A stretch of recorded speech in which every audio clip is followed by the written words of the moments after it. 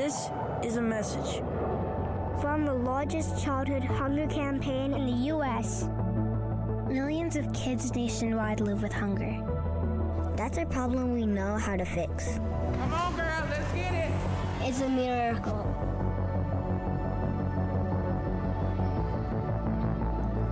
Our mission is to end childhood hunger, and we need your help. Like, why is he all gonna back him up here? 1, 2, 3. Picking up one.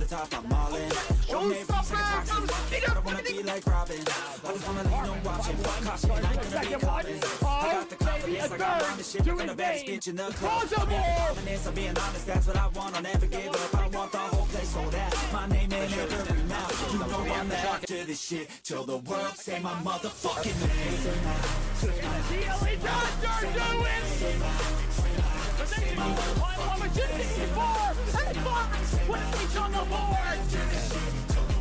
Wando with a 4. In main, let's get a 5. He's slanted, and this round will start again. YZL freaking playing the other one. Dexter Morgan grabbing. YZL grabbing 3. YZL grabbing 2. Wando lovers. YZL go. Hello, everybody, and welcome back to the Titans Challengers Cup. Today, we have a playoff matchup for round 1 of the lower bracket between WgW and Teiko High School. I'm one of your casters today, Flaylen, joined here by Sova. Sova, how you doing? I'm doing pretty good. Today is going to be a little interesting. I have seen both of them play before, so today's going to be really, really fun. I'm very excited. Yeah, we got a 3-game series for you all here today. We're starting off with some Abyss, followed by Bind, and if we're lucky and we get to see a decider, we'll go to a 3rd game on Sunset. So, Sova, you're the brains of the operation. You've seen these teams play before. What can we sort of expect from this matchup? So WgW is an NTS, and I've seen a couple of their players play in last night's tournament. And I have seen the high school or Teiko High School play as well. They put up a really big fight. I'm just a little worried about the double Sova on Abyss. I feel like it's going to be a lot of info fighting right now, especially. And then they have a Yoru, which is a pseudo initiator. That'll be fun. They also both have Astra. Looks like attackers also have double initiator with 1 flash from the Sentinel. This entire game is going to be so much fun, and I can tell I'm very excited. We do see a Waylay on the defenders, though. That's going to be very interesting, especially for site hold. Her util's very, very good at holding that site, but today's match is going to be a back and forth. I'm very excited to see it. I don't know if I'm wrong here, but I feel like you don't see a lot of Waylay on Abyss. Is that something pretty common? As someone in the low ranks, you see about everyone everywhere, but Yeah. higher up, Waylay has her potential. You just have to have the team that wants to play around you. Ooh, excuse me, I just burped. And right now, Waylay is pretty... With the nerfs, I think she's pretty even with everyone else, but alone, she does not have as much stall as she used to. But right now, she'll be pretty decent in the site take, so we'll see where it goes. Yeah, it's very much just an agent that, like, requires a lot of team play to be able to set it up, as opposed to, like, maybe Jet or something like that. But I guess we're going to see if either team can get some momentum going in this first round. Looks like a bit of a clash over towards that A main side. Mel has tucked themselves away into a corner. Looks like Salem's going to clear it. They managed to go 1-for-1. A little bit of presence on the other side of the map. We finally see some numbers advantage here. Prince getting another on the round, leaving just 2 players left alive in Bam Bum and Leo. Prince is looking for another, but gets shut down by Leo. Now B site is open for WgW. Plant going down On site, Bam Bum looking to take the fight. You have a player disadvantage. You need this kill. Mursky goes down. 2 versus 2. Time is ticking down. Still waiting to try and spot all the members from Teiko. Silverdrone comes out. Shock dart. Here comes the flood. First one goes down. Bam Bum with 2. A third on the round, and WgW takes the first round of the first map.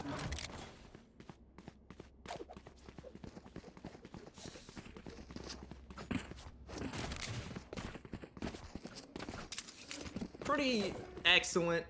You know, Prince really being the main sort of open the round up there, but eventually just Bam Bum recognizing when you don't have the player advantage, you really need to make a difference here. You have to take the play to them instead of letting yourself be traded out in ones. But we do have a 4-man push up B. They are running into the Bulldog though. Phanto spots the blender, but it's a stampede of B main. The first one goes down. Oh, but the flood of classics. Death by 1,000 cuts. And 2 Bulldogs make their way into Teiko's hands. Now, this full buy here is looking a lot more difficult for WgW. 2 rifles in the hands of Teiko. They do have sight, and Bam Bum is still online. The difference maker in the last round. But we need to see if they are able to lock down the site, and maybe if Leo can sense that a pinch is coming. Buddy system goes off. Durius takes down Leo. Bam Bam gets one. Looking for the second. The second. A headshot, no scope onto Prince. Bam Bum trying to keep the game alive.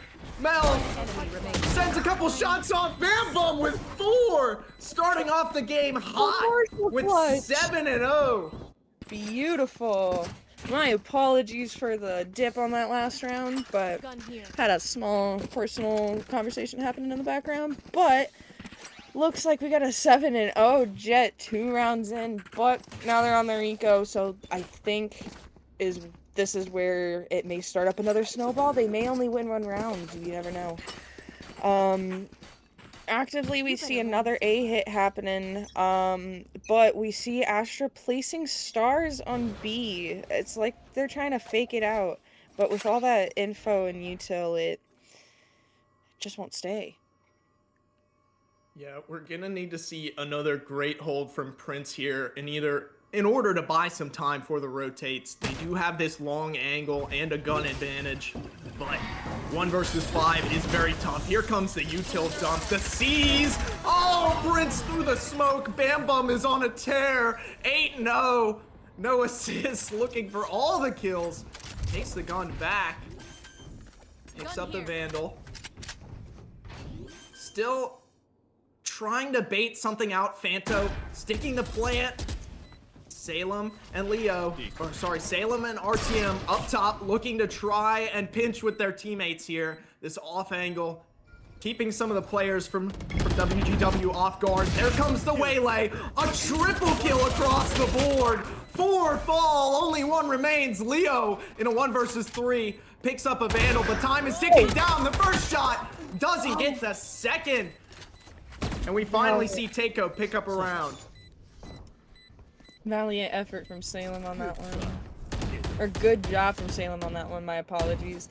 But it looks like the eco was lost how it was supposed to be, and we are back at a 1-2 for the 3 for round 4. Looks like they're gonna have their Vice stay on A. Looks like it's gonna stick the way that they have it, but the attack is going B, so we'll see what happens. One of their initiators is sitting over on A, possibly to give some fake info, but it does not look like that they're going to keep the defense on B. Looks like they may play a retake. Prowler immediately going over towards A, trying to send some sort of presence, but I don't know exactly if Teiko is buying it. It looks like a 4-man push up mid. The first one falls. Phanto barely getting away, but they know there's some presence still mid. I don't know if they expect the whole team to be there though. B site completely in the hands of WgW. And now Teiko has to try and group up for a pretty brutal retake here. Waiting for the Astro Wall to go down, but all has gone quiet. Some spray through the smoke. They need a coordinated flood here. There's a lot of util they have to contest with. Some stall from the other team.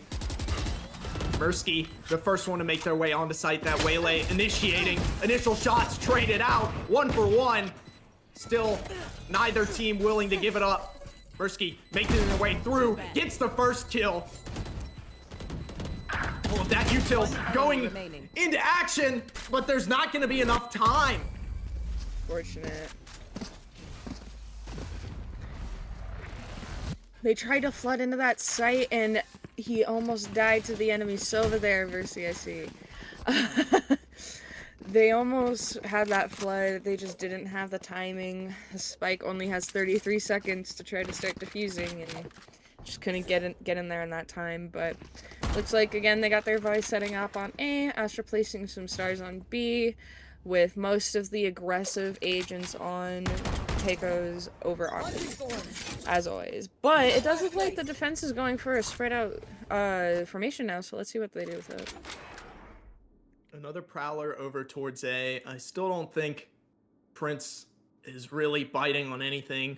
All of Teiko seems to be very spread out. Bam Bum gathering some information up mid. Some of the first mid aggression that we've really seen from this attacking team. Still seems like more of a default. No one's really traded any shots yet. Some members are very close between Salem and Prince, but still nothing has happened. Although the initiator and the controller, Leo and Mel, making their way up over towards A, but once again, just completely quiet. Nothing looking to happen here, although the call might have been made to come over towards A, and somehow Teiko seems like they have the read. The 3-stack and going even more towards 4 now. Haunt coming out, but it's a course caster as soon as they call it. Seems like the rotate is going back again. The first blood finally over a minute into the round. RTM taking down Fanto. Now some of that stall is going to be offline if they even manage to get into the site. Spike still has yet to commit as 10 seconds left on the clock. It's going to be a race against time. Still, gunshots flying every which way. Sova versus Sova, but Leo looking to stick it. Do they have time? No! Defenders win after the attackers stall for way too long.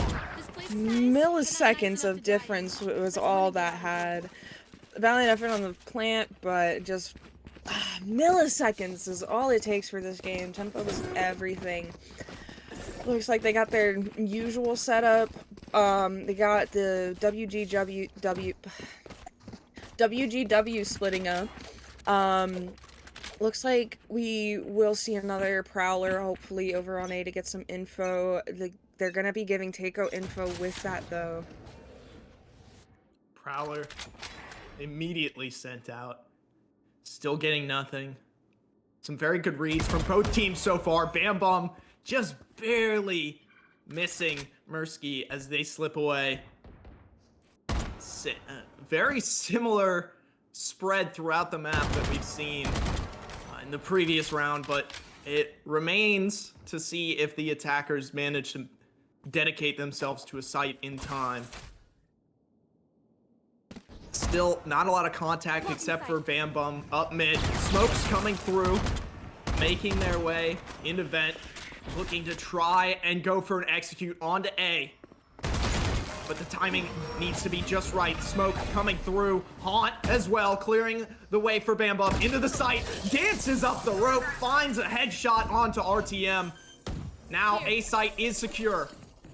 And it's up to Teiko to try and make this retake happen. Bam Bum flirting with the thought of peeking up top rope.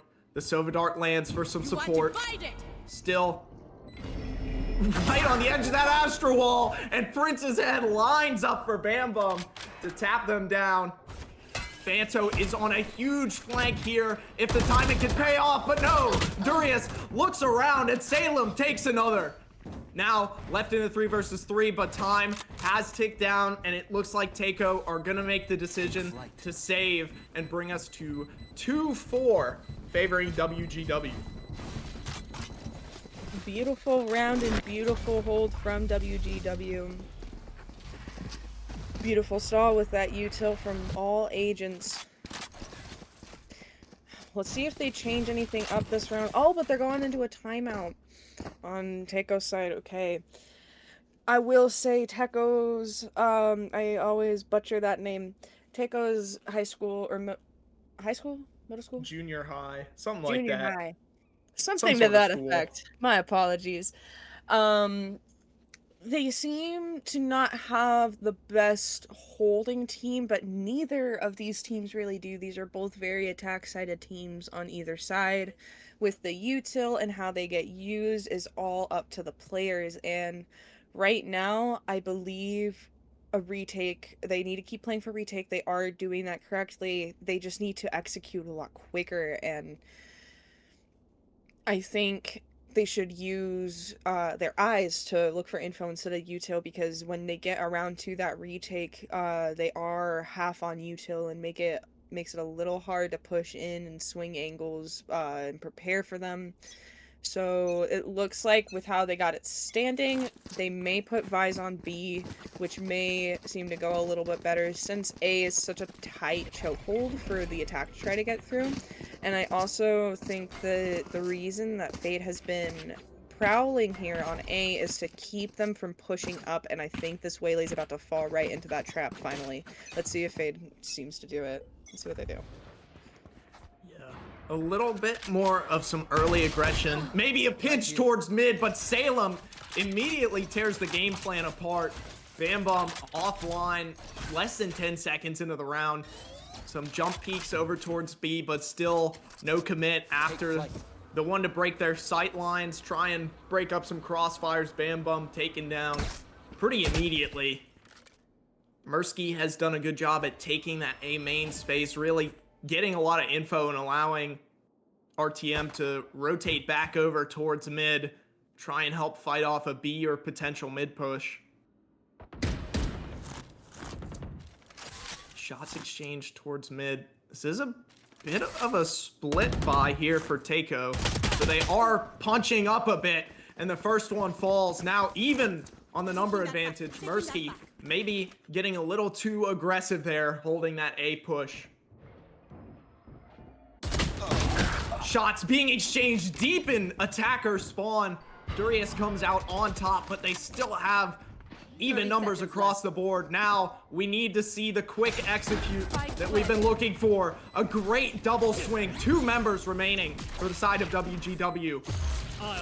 Both pushing back into A main. Dimensional Drift online, trying to locate the last 2. Calling out the Nightfall. Hunter's Fury takes down one, ripping across that A main. And now Salem holding the site for RTM, who's trying to stick the defuse, maybe getting pulled off of it a little bit. Leo looking to try and answer. One goes down, but RTM has the time advantage. And Durius cleans it up. Beautiful round, beautiful stick, beautiful hold. They were getting teased a little by the Astropole, but they got it in the end. The plan was there. Looks like they're gonna have Vise set up with the aggressive attack or aggressive initiator on B. I wonder how they're gonna utilize this. It looks like the Sova may play a more of a defensive-sided Sova, but they also have the enemy Sova over there looking to contest that A main space. But it doesn't seem like they're gonna take too much of B anyway. Quick opening into this A site. They've seen the Prowler so many rounds. Bam Bum, what are you doing? 2 in a row. Quick succession tears open one half of this map. Now A site is completely WgW's for the taking. Bam Bum is hungry though, and they want more. Looking to try and make more of a difference. Prince gets headshot through the wall, barely hanging on. Now, so quickly into the round, it's just 2 members remaining for Teiko. Prince backing off, but Salem left alone, trying to maybe get some exit frags here. Caught between a rock and a hard place. Oh, just barely dodges the drone. Spots him out from behind, but Salem expects it. Mel gets the refrag, and I think that is gonna do it for round 8, taking us to 5-3 WgW. Save at 2 HP. Understandable in a 1v4 with that much HP. Can't take that fight. Especially when you're low on eco, as they are currently. You can either give that gun to someone else, to someone who's going to be pushing, or you can keep it and get those fights to get guns for your team. Either works. Looks like they're going to put Vise and Sova back over on A, with Sova taking a little bit of that... I keep burping. Taking a little bit of that mid-space. Doesn't look like the attack quite knows where they're going yet, but... Actually looks like they're gravitating over towards the B side. They're going to fight for that B main space and... Got a bit of a B push here. Need to see some adaptation from Teiko. The retake was quick with the execute, but Bam Bum, who has been tearing them apart, is already into sight. Absolutely no fear. That's what you get when you're a duelist and you're confident. Running straight up into sight. The Astra smokes are down. This is where a quick and well-planned execute needs to happen. Sovadrone comes out, calling out the position. Steel Garden, delaying the push a little bit more. Time is ticking down. Still, no contact having been made. Panto, Bam Bum, both taking first blood. An exchange of Steel Garden, but it might be a little too late. RTM finally getting on the board for Teiko, but time is ticking down, and they have 4 members to contend with. Bam Bum whiffs the entire mag, but still no time left. So much stall. Diffusing. RTM taps it one more time, but Prince doesn't have the seconds left, and WgW commandingly clean it up. WgW is so full of that stall util, from Astra to the Vise util to Sova's util, which is the most beautiful post plant that this team can ever make. They made it. On top of a couple agents that are beautiful at staying on site to hold them off, they had the right idea with this team comp, especially having attack first. Looks like they are going to start pushing out on A main. Teiko is. Let's see how they contest this area. Watch out for Bam Bum. Once again, Persky going really far in, but somehow RTM comes out away with a kill onto the top frag. That is exactly what you need to start this round when you are down so low in econ. There is potentially a Vandal for the taking in that back site of A, or sorry, A main, A lobby, if someone decides to get greedy enough. But now we've seen a shift over more towards mid, potentially to B. Gotta be careful of those close angles and of the defenders grouping up. Prince spotted on the jump peak, barely dances away with their life. Virtue looking for it, doesn't get anything.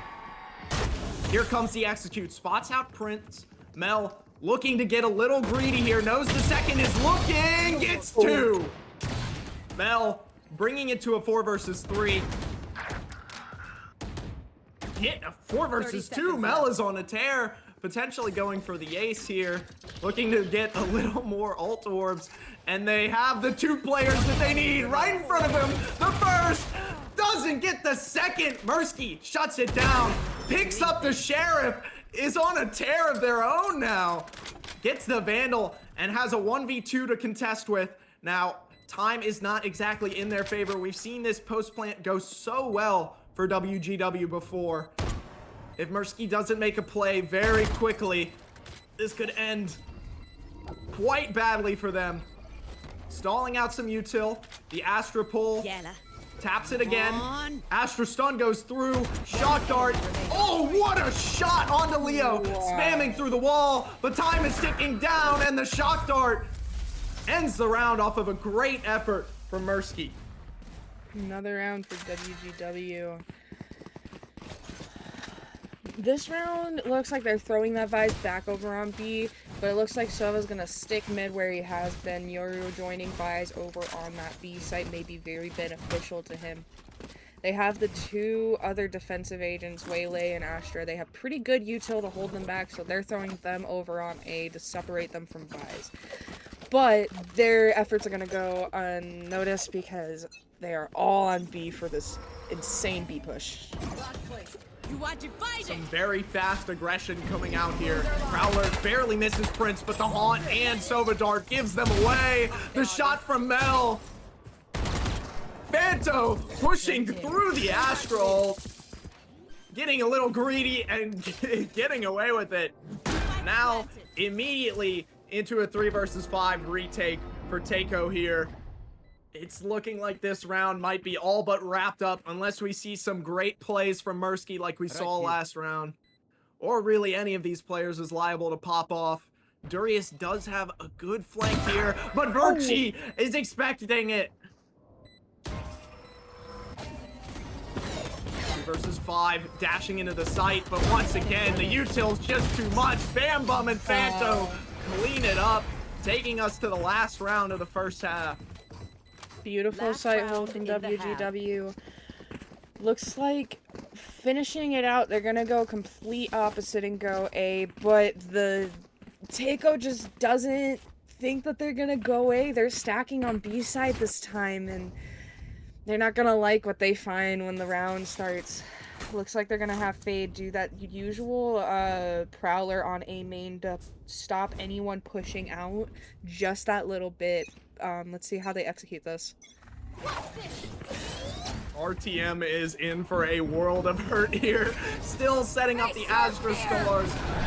But Bam Bum is already into the site. If it's any recompense, the Nightfall didn't really get anyone there. But you still have 5 players to go up against on this retake. And their stall has just been so solid this entire game. Mel and Bam Bum, the deadly duo, sitting up top, looking to go for a peek. Virchi, knowing someone is in the back, but still the walls have not closed in. Bam Bum gets one. No one there to swing off though, and RTM cleans it up. Virchi somehow comes away with one. Leo clearing out the last remaining member in the back. Phanto ends the round 9-3 WgW heading into this second half. That cursed 9-3, that may be the end of it for WgW. But swapping halves looks like they have very similar team comps, but they don't have the double initiator. That's the only difference I'm really seeing in these two teams. So let's see how they execute it, because I believe with that extra site clearing, it may just go a tad bit better on this half for Teiko Junior High. And we see them spreading out pretty evenly. Vise over on B. Astra has stars everywhere on the map. We got Vise lurking over on B on Teiko. Let's see how they execute on A, though. Bam Bum, once again, looking to make a difference in this pistol round. The opening shots just barely misses a conga line, crossing away. Uses that dash to get back, but get some valuable info for the team. Bam Bum, I don't think they're done yet. I think they're looking to try and get another kill here. Won that first pistol round pretty commandingly off of 3 kills with that Sheriff. Here comes the execute. Oh no, they get slowed. Mursky takes them down, running into sight now. All the members of Teiko taking hold of that A site. Gonna need to see how they do when the roles are reversed here. Will WgW be able to execute, and will Teiko be able to hold? Phanto evens the board here, 4 versus 4. Virchi Lurking up top, even trade still, 3 versus 3. Salem and Leo each picking up 1. Leo gets another onto Mirsky. Now, just 2 players remaining for Teiko as the retake comes through. Fanto trying to make it happen. It's just Darius left. The knife comes out, jumping across. It's Leo left alone. Darius has 19 HP, but the time is ticking down. Leo shoots it. Oh, does not get it. Milliseconds. What a clutch from Darius. That was beautiful. The time stall. Wow. Unfortunately, Fanta was just a tad bit off. I underestimated how many bullets he had and how to reload mid-fight. Unfortunate there. But new round, new them. Looks like the attack is spreading out just a little bit with some rifles and SMGs in their arsenal. All force buying. They want to get as many rounds as they can. They can't afford to lose. Yeah. There are some sheriffs online for WgW, so I might be a bit worried about that. Just looking at the fact that there's some light shields across the board. But Mirsky gets the first pick, solidifying the difference, looking for a second, a third, no! Mel shuts it down, but RTM is there to secure the gun. Rotating away from mid. They are giving up that Guardian for free, but you have a 2-player advantage here. Just gotta be careful not to give away these free picks without a trade. RTM Spike planted. smokes it off, going for a bit of a risky util there. Salem trying to hold down sight. Paper thin walls separating them. Oh, knows where they are. Gets the first pick on Mel. It's just Bam Bum left alone in a 1 versus 4. Could potentially do some econ damage here. But no, Salem takes it down. And Teiko only loses 1 on their second round. Only 1 gun down is beautiful for them. Mirsky can just save this one and pick up a gun if they happen to get picked off, since it is their eco. Last half, this went the opposite way, so we'll see if WgW happens to bring it back with this, but Teiko's on a roll right now. They have their aim, they're locked in, it's their half, they control the board, so we'll see how they seem to do it. Looks like they got a 3-2 setup going right now. Yeah, Bam Bum with that outlaw could be very deadly here. Just farming the light shields, but no, Mel getting 2 straight off the bat. That's the start that WgW needs here to finally get around in this second half. No more thorns. Razorvine gets broken, but Bam Bum on the line gets the first kill with that outlaw. It goes for the ult orb, getting a little greedy. But 40 seconds into the round and we're already down to just 2 players remaining.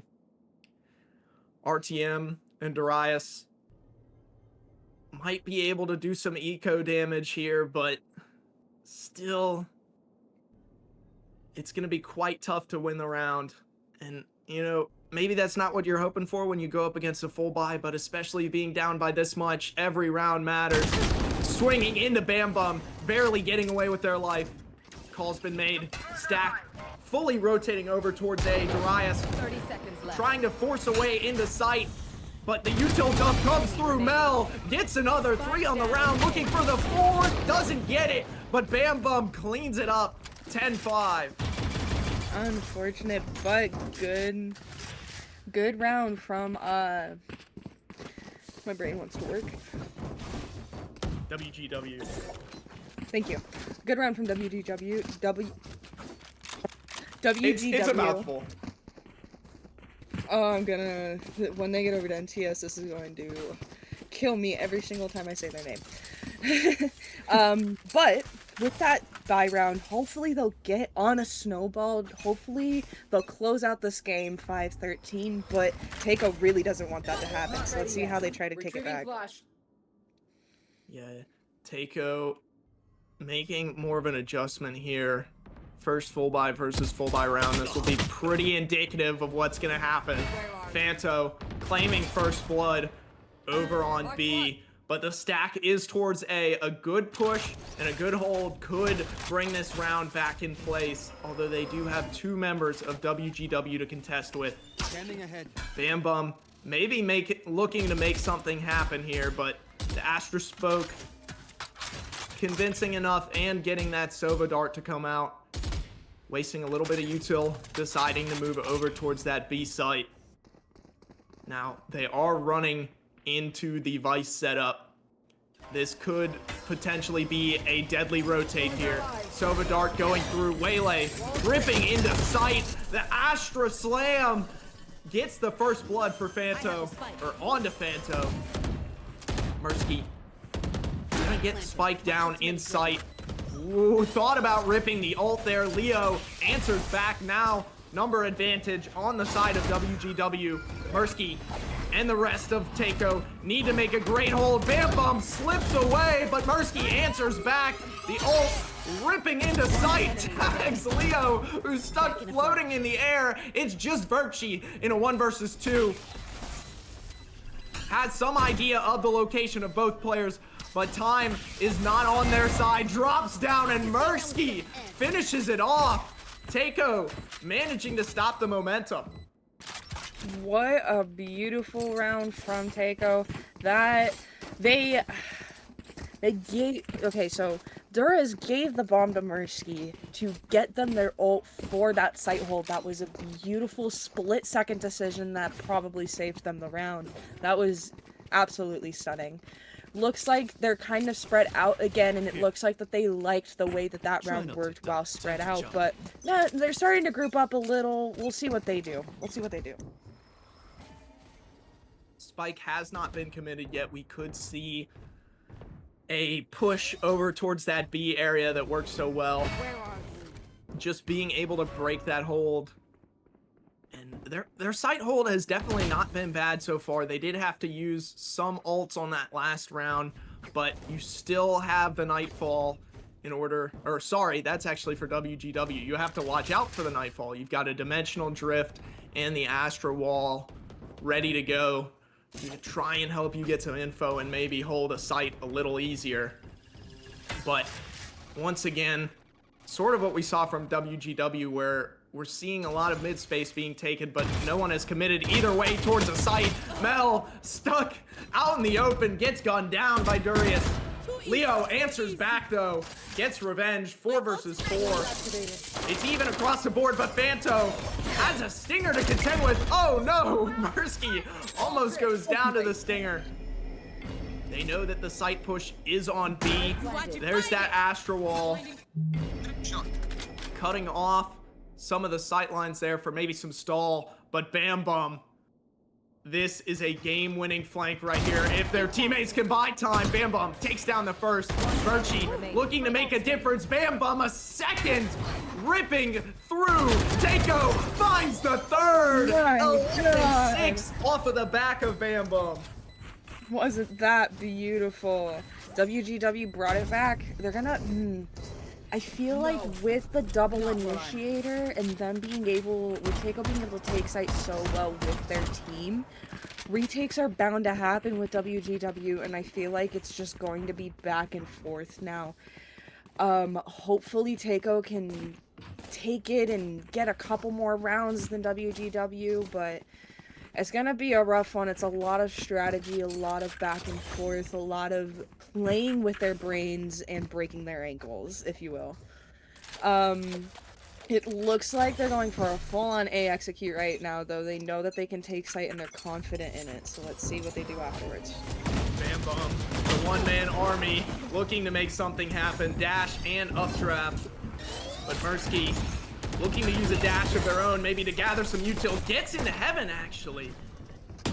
That's going to be great for drawing some crosshairs away. Oh, no! Virtue turns and takes down Mursky. But they do manage to get that A site, the Nightfall, online, spamming through the smoke. So much util every which way. Mel taking down Salem off the back of a flood of util. A second, looking for the last kill onto RTM, and WGW is hungry.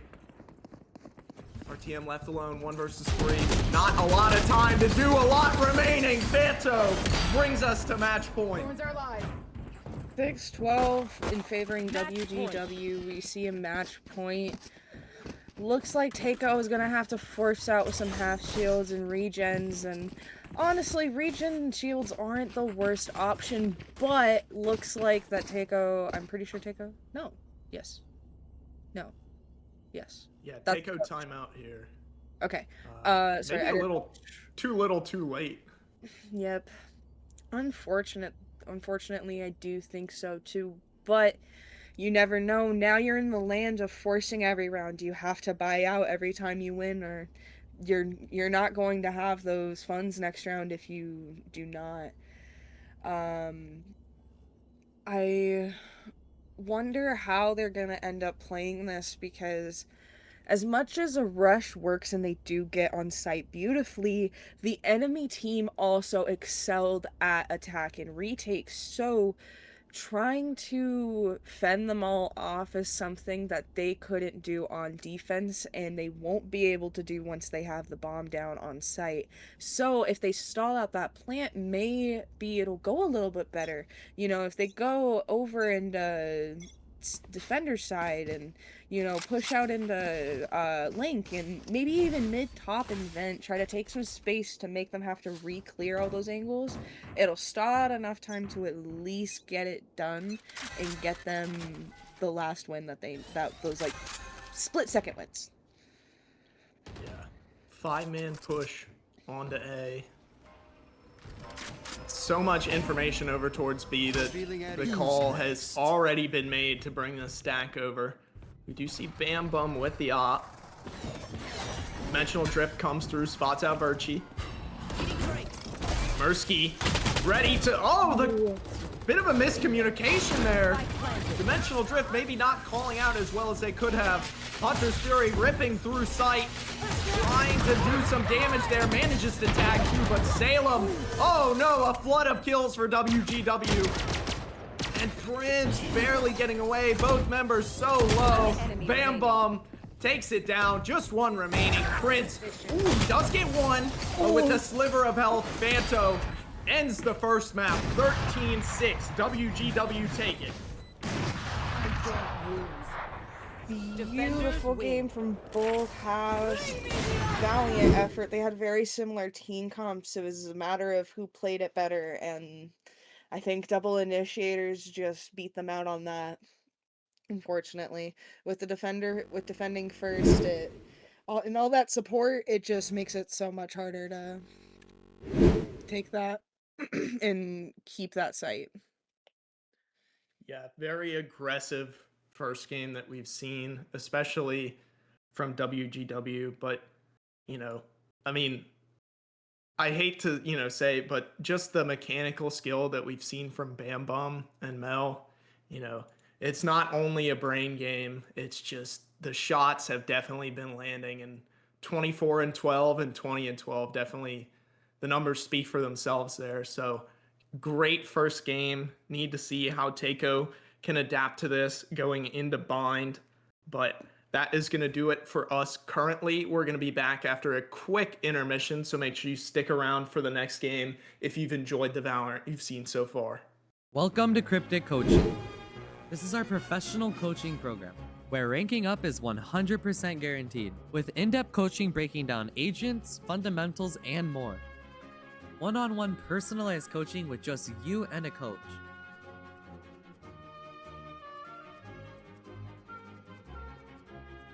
Group interactive classes where we break down hundreds of topics. Professional masterclasses where we bring in pro players or coaches. Hundreds of 5-star reviews and testimonials from players who went from gold to immortal in just 2 sessions. Join our Discord, link down below in the description to start today.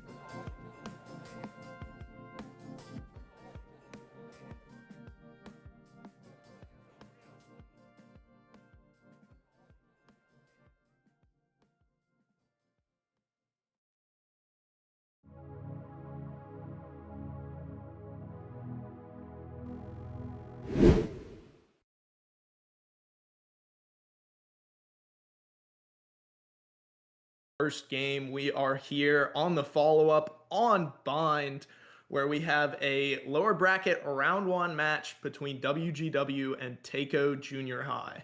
Now, Sova, after seeing that first game, WgW taking it pretty commandingly, what are we thinking going maybe into a more defensive-sided map like Bind?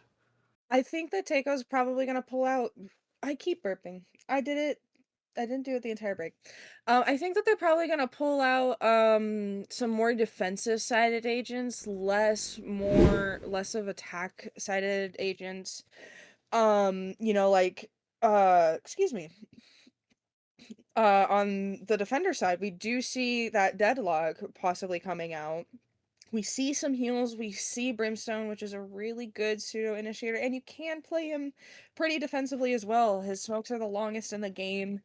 And we also see over on attacker side, we saw that Viper a little bit. Hopefully we'll see it come back because that Viper will do them a lot of favors in this game, especially on Bind. Bind has no mid. You only got to worry about the site, so defense is about everything if you want to win this map. I see also Brimstones on both sides. We got defenders all figured out. They're all ready. We got 2 smokes over there. Pretty even. I don't see a sentinel on attack though. Yeah, I don't see maybe a sentinel. They're hoping really to try and build up as much of a lead as possible before it really hurts them, but very can't watch possible. flank. Yeah, they may be thinking of the first half, but I've always thought to think of the second half because that's when it's not limited. That's when you know where you're at and you know how many you end up needing to win for that half. You're not at a tie quite there. You know what I mean? Mhm. I'm a Yeah, little although curious. with the sound sensors, you're not exactly able to watch flank. They can sneak by it very, very easily. Those sound sensors don't do the best work to watch flank for them. But they are starting out on defense, so they hopefully don't need to worry about it as much. We do have Deadlock starting out over on A, and then they got their more attack-sided smokes and their initiator over on B.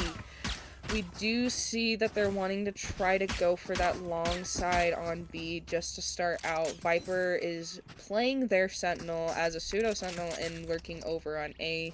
We see that wall. It's used on Haven as well to kind of sneak by that really, really weird angle of mid, and we'll see what they do with it. Yeah, very early aggression here. Smoke, Sky Flash, gathering some intel. That might be just enough for Bam Bum to dare to grab this ult orb, but oh no, Prince is a little too late. And Bam Bum once again getting the opening kill. Starting this second match. Flood is moving over towards B. Gonna have to be fast enough to watch out for the execute coming from the other side. Mirsky's down. That's a pretty big force already. And Virchie starts to clean up. Oh, 3 for Virchie. They tried to execute there, but the execute just got stomped in its tracks, and I was almost lost. It was so fast they stomped it, but looks like now they're gonna do about the same setup. Brimstone's just gonna sit in that spawn and play his smokes. It looks like they're throwing that same Viper wall over on A. It makes the defense pretty anxious on if they're crossing it or not. It makes them feel like they need to watch it. You know what I mean? So it holds someone there, but it looks like it's all the same setup. Yeah, mostly the same setup. Maybe the attack could be a little faster here, especially when you have such an aggressive team comp. But now you've got that deadlock wall is so hard to break against a pistol round, so A showers has been pretty much cut off. Now we need to see if Teiko can deal with the better weaponry on the board from WgW here. Mostly some close range guns, but they might be deciding to go A here. You do see that rotate coming in. We have that dog clear the TP as well. That was smart. Yeah, noise has been cut, but they are taking quite a lot of time and don't have a lot of space here. to work with. They're running into the stack. Oh no, that deadlock grab net almost got a lot there. First shot off for Bam Bum. Does get a second and the third. RTM finally shuts it down, but not before 3 out of 5 go down to Bam Bum and the Bucky. Wasn't that beautiful? Darius barely slipping away, but they're stuck in there. Oh, runs around the corner, but doesn't get it versus the Bucky. Fanto looking to go for the weak side here. 15 seconds left. There's no way you can get this round up. Virchie finally shuts it down, but RTM does get 3 with the Bucky there, surprisingly.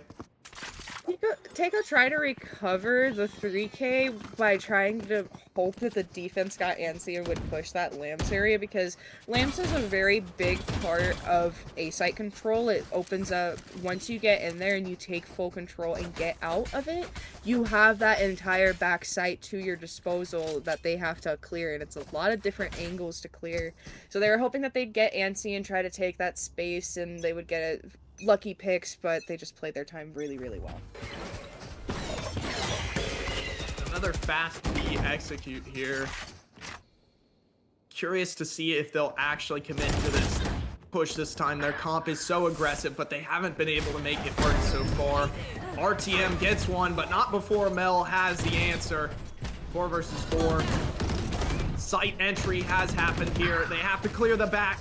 Leo goes down. RTM being a duelist initiator here, making all of the space they need. But Prince going for a long flank here and gets shut down by Fanto, letting a Vandal go into their hands. Already, Cabbages online in the 3rd round. 3 for 3. Now, retake needs to happen. They have to worry about all 3 angles, but Bam Bum maybe a little bit disconnected on the timing there, and they all fall 1 by 1. Beautiful sight hold with the guns. They had the gun advantage, they had the buy advantage in that round, and they took sight beautifully, held it beautifully, and kept it.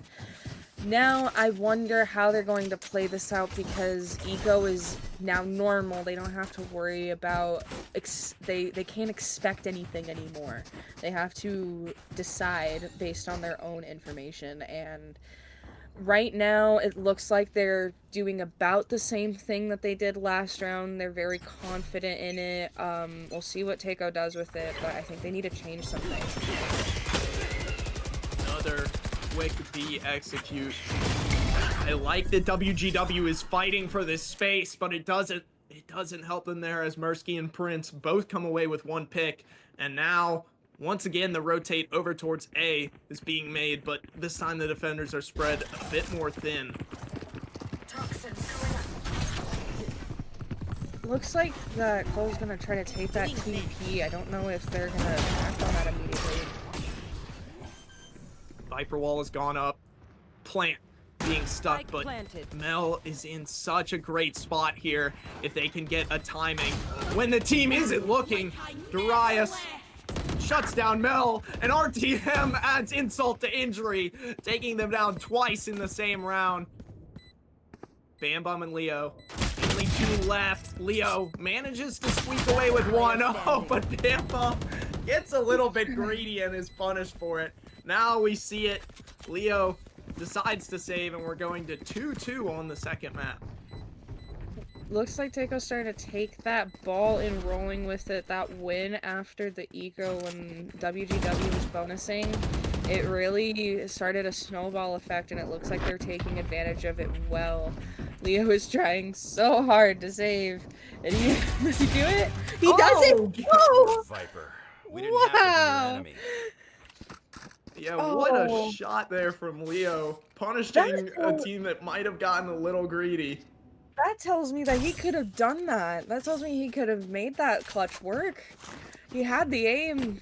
He just had to have the confidence, and it looks like now they are going to group up on Hookah this time. They're not going to take control of that long space anymore.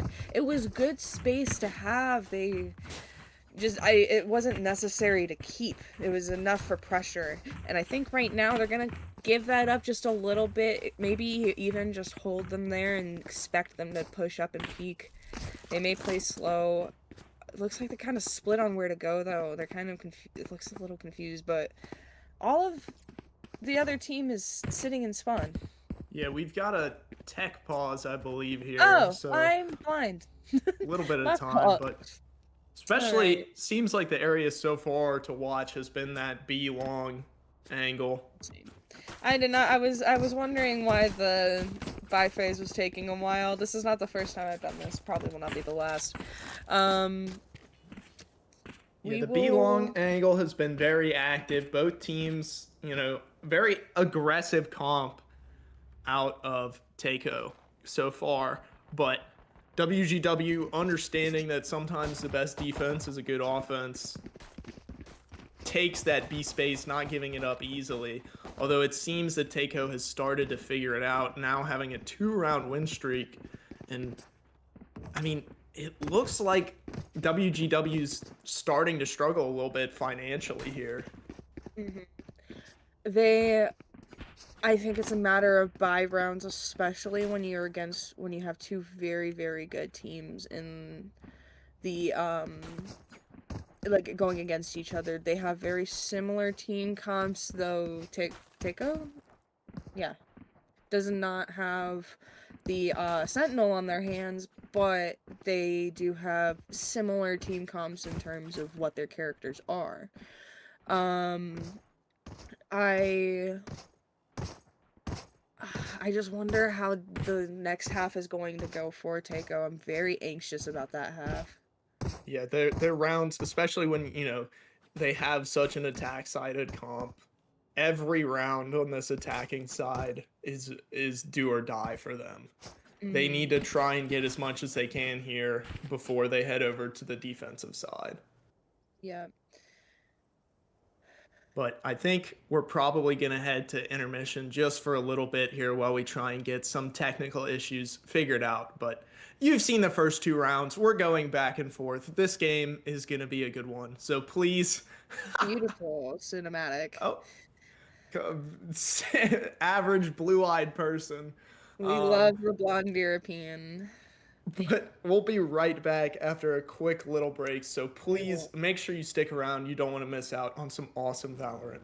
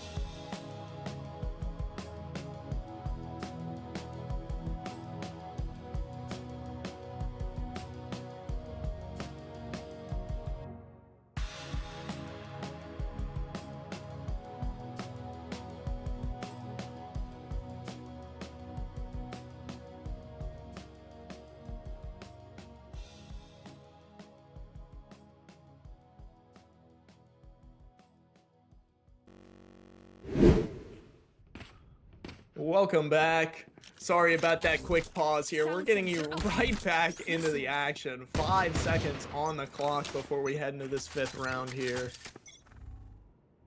Split buy for WgW. Finally breaking the bank here.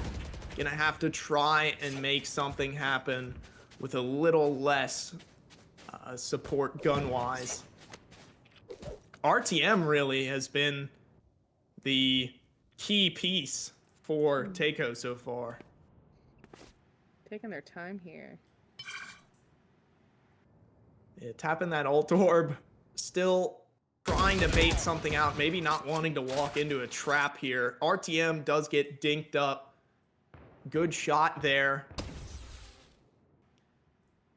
You just got to watch out for maybe a group up, especially when you're up against worse weaponry and trying to have a buddy, maybe not letting your gun fall into the hands of the enemy team. Although Salem will have to watch out for Fanto here, although they might have an idea. Still, 30 seconds left. So are they going to have time? 30 seconds left. They were really wanting that B space. Oh, just shoots at the gate crash at the wrong time. The nade slows them down a little bit. Mersky dashes through, gaining some info. Oh no, the blind. Somehow Darius comes out on top. Spike has to go down immediately. Bam Bum looking to shut it down, but oh no, Salem stops the denial. Now, Mel working their way through lamps. Oh no, running into a double peek here. Leo goes down. Just Mel left alone with the sheriff and a dream. Oh no, flawless. Wow. For Teiko.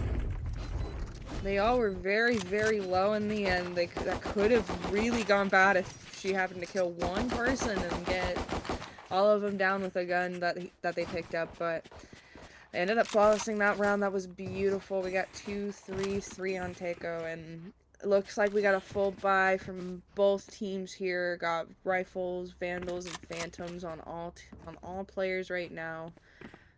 Have another tech pause here. Yeah. Apologies for the issues. Saw a bit of a roll there from Teiko. You know, I'm hesitant to say that it's going to sort of indicate anything because of the gun disadvantage, but still Teiko seemed to have figured it out just a little bit more here.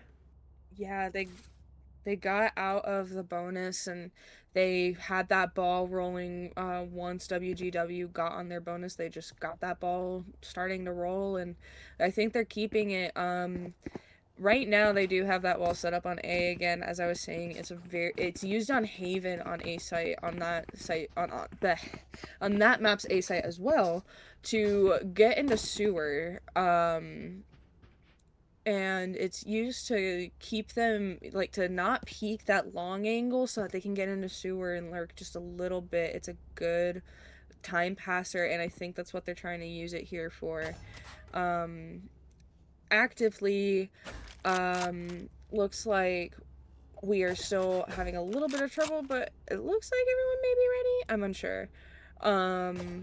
Yeah, not exactly sure yet, but these attack rounds are essential here, especially, but I feel like the defensive sided map could maybe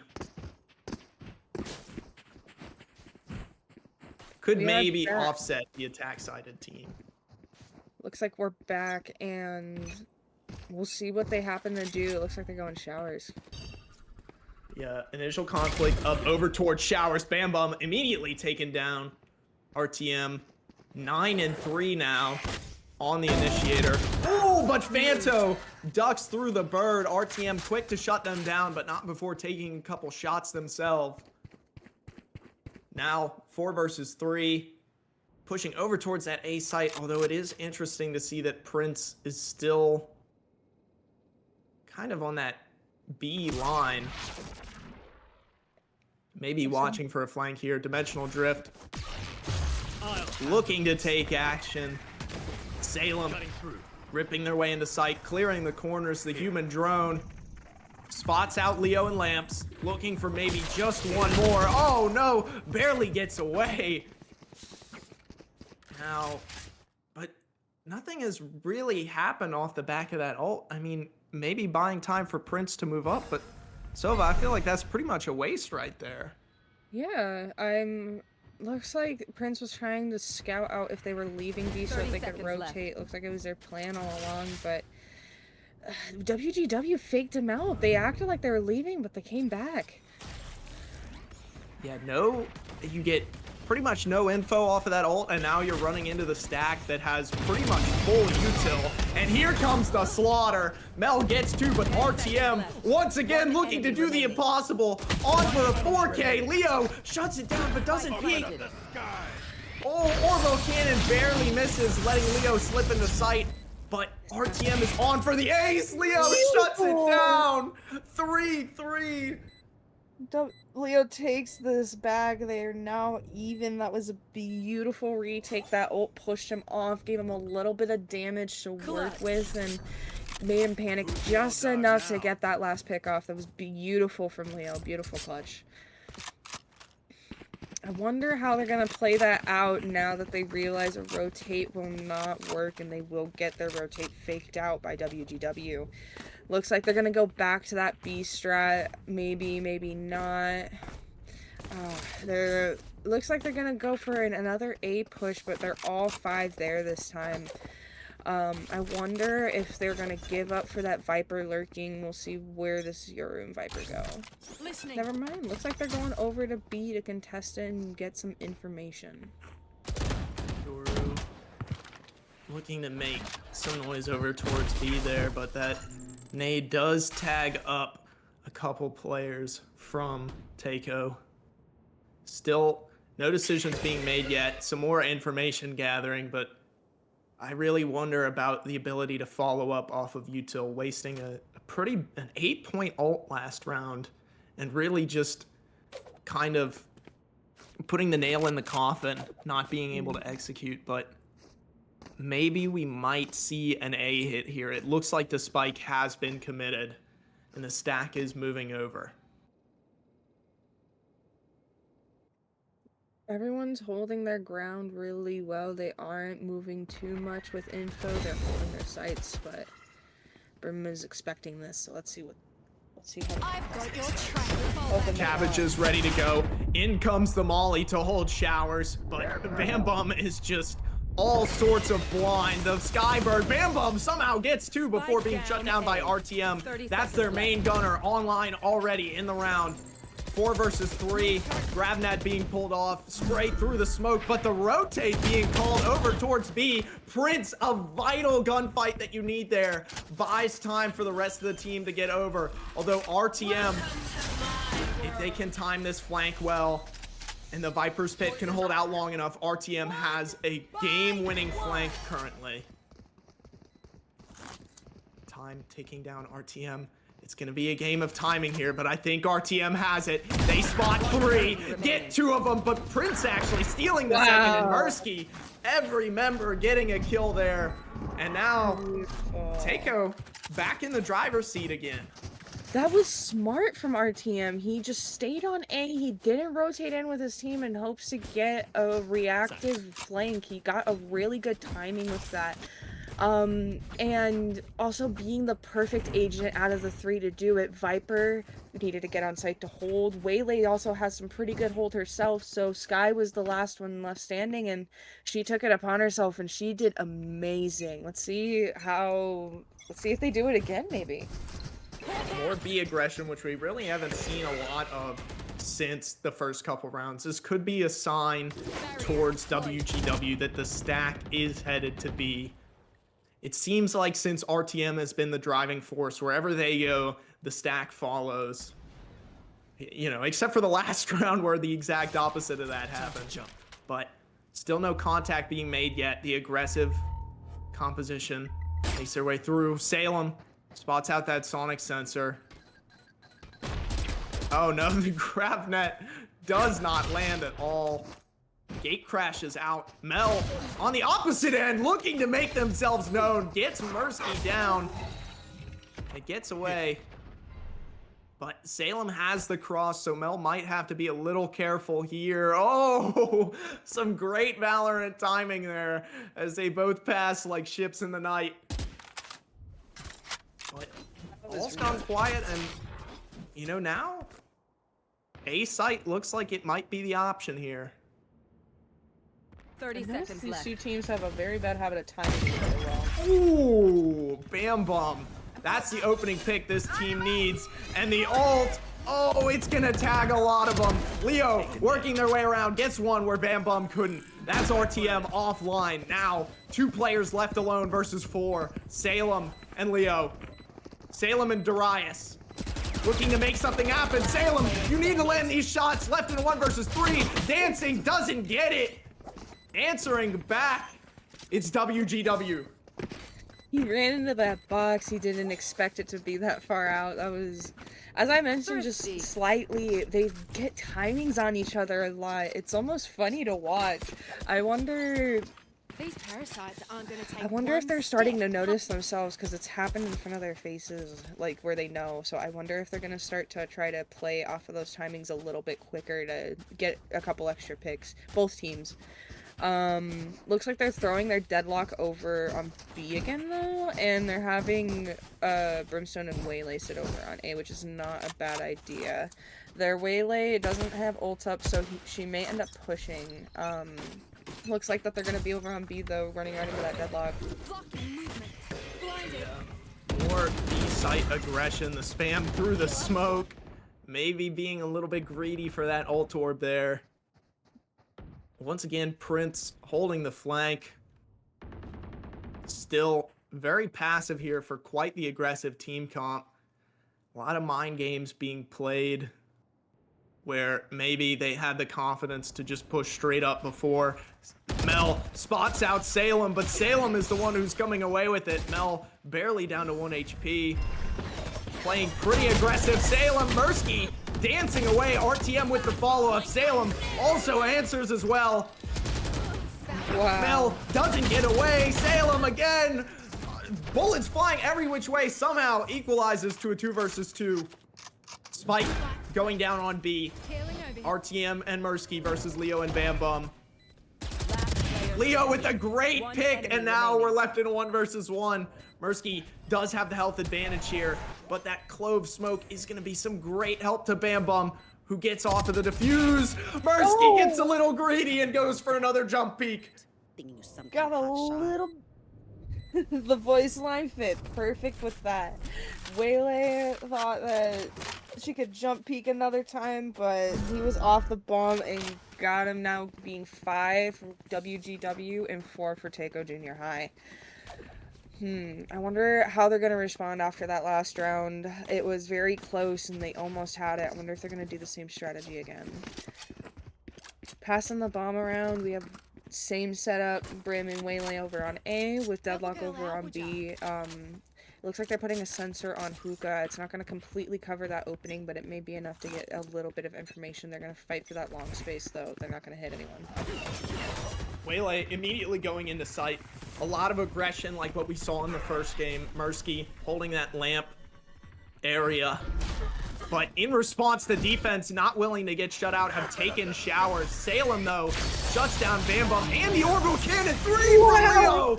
Oh my goodness! That's the entire push shut down, and now Mersky is left alone to try and salvage what has turned into a nightmare. They're stuck in the net. Mel wraps it up. What an ultimate from Leo! That was perfectly timed. As I was saying, these timings are back and forth between these two teams, but it looks like WgW may be a little bit better on this half, which, as I was saying, Teiko does not have a true Sentinel. Viper is not that bad, but she's not a true Sentinel in the way that they need for Bind. This half is very important. I think that they're going to try to shoot to tie this up to at least be as even. And it looks like they're going to go straight into A again. Deadlock and Sky are not going to run into anyone once more. Teiko have some ults to work with here. it's just really that RTM has been the dominant force. Not a lot of members for Teiko are stepping up to try and bear the forefront. Mirsky straight into sight. Both waylays dancing away. Oh no! Prince baits out Salem to take down Fanto. Now 3 versus 4, but B site is theirs for the taking if they can just. Oh, never mind. It looks like it might be a fake, but Mel is still lurking. They do have the read here, getting on the opposite side of the stack. Prince calling out the footsteps towards the team members, but the timing might just be a little slow. They're waiting just a bit too long here, and the brim is starting to come back over. Mel shuts down the push, looking for another on to Mirsky. One more for Mel. Can they find it? No, Darius not ready for this round to be over, trying to tie it up. 30 seconds Left in 1 versus 2. They're so close to that teleporter. Darius could be going anywhere. Oh. 1 versus 1. Fakes the plant. But so little time remaining. Allowing Virchie to get a better position here. Darius designing to stick it. Virchie could be coming from any angle. Such a hard position to play. Virchie knows where Darius is. But Darius, oh, not looking. Virchie denies. Unfortunate. He really wanted to play post plant. He knew he didn't have as much health as Versi. That was unfortunate. 7-5 will not be a bad half to end out on, but they really have to push for it. I think right now they need to execute on a site and stay there. They do really good in groups. They just need to stick with it. I think Viper will be a huge help. She's 3 from. If they try to feed her some kills, it may end up working, but that's such a long shot to say, and it sounds so bad. But they also do have 3 ults online. They have Yorus and Skies for information, and then they have Brimstones, which they can use off of that information from those ults. This may actually be a really good take for Teiko Jr. Yeah, Teiko biding their time. Leo immediately going down. Cabbages ripping into sight. Smokes for the execute coming through. Ults flying every which way. This is exactly what you expect from the last round and a half. All of the util being sent out. Nothing being left. The execute has gone very well, but they have a lot of util to contest against. The hinder comes through. A big stronghold in lamps here, but Mel shuts it down. The dimensional trip body blocks Mel sort of into that orbital strike. Prince takes down Bam Bump. Mel, the answer, runs through Darius, shutting down Mel once again. Now it's just Prince and Darius, and Prince finds the first. Fanto stuck between 2 members, trying to hold on, finds the first. Just Darius left. Fanto tapping through the smoke. The timing is so unfortunate. A little bit more time, he could have had that so well. Now we head to the second half where these first few rounds are going to be everything.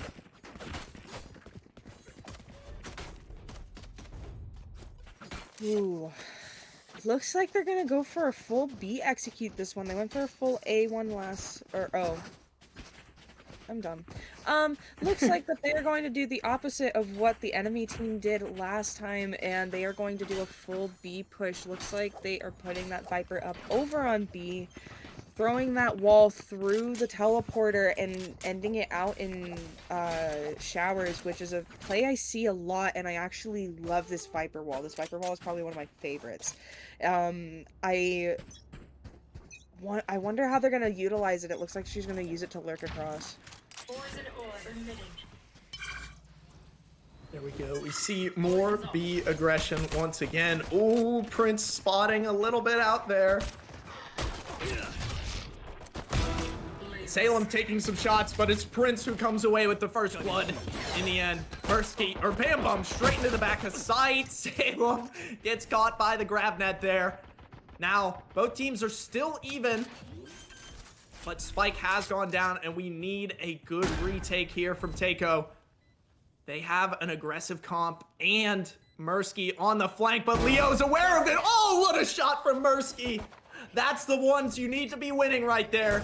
Adding some pressure to the back of the offense here. The retake floods through, but do they know about Fanto in the corner? 1 for 1 so far, but it's just Birchie, and they get taken down to let this first round go back for the favor of Teiko. Oh, from Teiko, maybe defense is their half. We'll have to see after these pistol rounds, but so far I am convinced. That was beautiful. Maybe they're hoping that they waste their util on the entry, so when they retake it'll be a lot better due to all of these smokes. They have 4 orbs and a really big wall. So it's a very scary to push past that, especially as attack. And with their only flash being Sky, when they waste them there, it makes the retake fairly easy, especially with Grim unable to have regeneratable smokes. Yeah. Ooh, very aggressive, but oh no. Shots not. Oh, Mursky! Collat through the smoke! It's just Leo. My goodness! Through the smoke, but ears of a god, he got that collateral! That was beautiful! What a shot. What a shot! Another Sometimes one. luck is what you need. Now on their bonus, let's see if WgW can do anything to knock them down. They are on a roll. But that has to be an ego boost right there. That has to give them so much confidence. You never know, that may have been enough. Definitely some wind in their sails. A bit of a trap play over towards that B main area, but unfortunately not running into the stack. RTM jumps up and sees their own death. Smartly deciding to back away from the 4 players. Here comes Bam Bum, not dashing in, instead pulling away. Fanto finds the first blood quickly into the round, but shotgun versus shotgun, the Bucky comes out on top. Plant goes down. Salem making a move from behind, gets 2. Now it's just Fanto and Leo left alone. Top frag still online. Leo gets 1. Looking for the second. Molly goes through. 2 versus 3 here, so definitely still doable.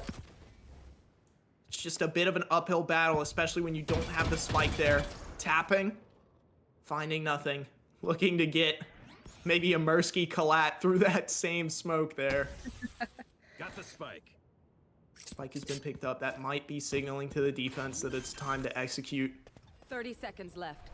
Prince going for a long flank here, but there's a lot of time before that's going to come into effect. None of the defense is really willing to push here. I don't know who's going to lead this execute. They might be waiting for Prince to take initial contact, but still you're losing quite a lot of time. Eventually the Waylay makes their way into sight, but you still have quite the crossfire to put up with. The timing, though, a little bit off, and it's Leo in a 1 versus 2. They don't get it.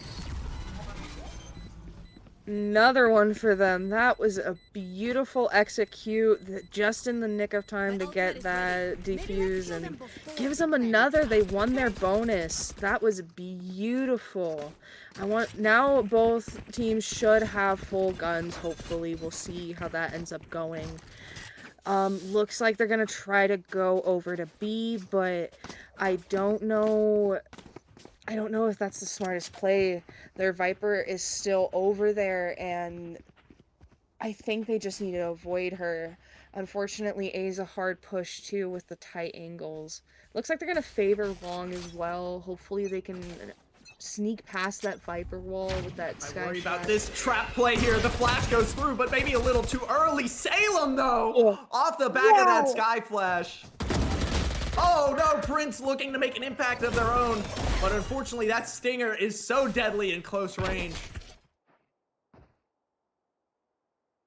Now immediately 2 versus 4.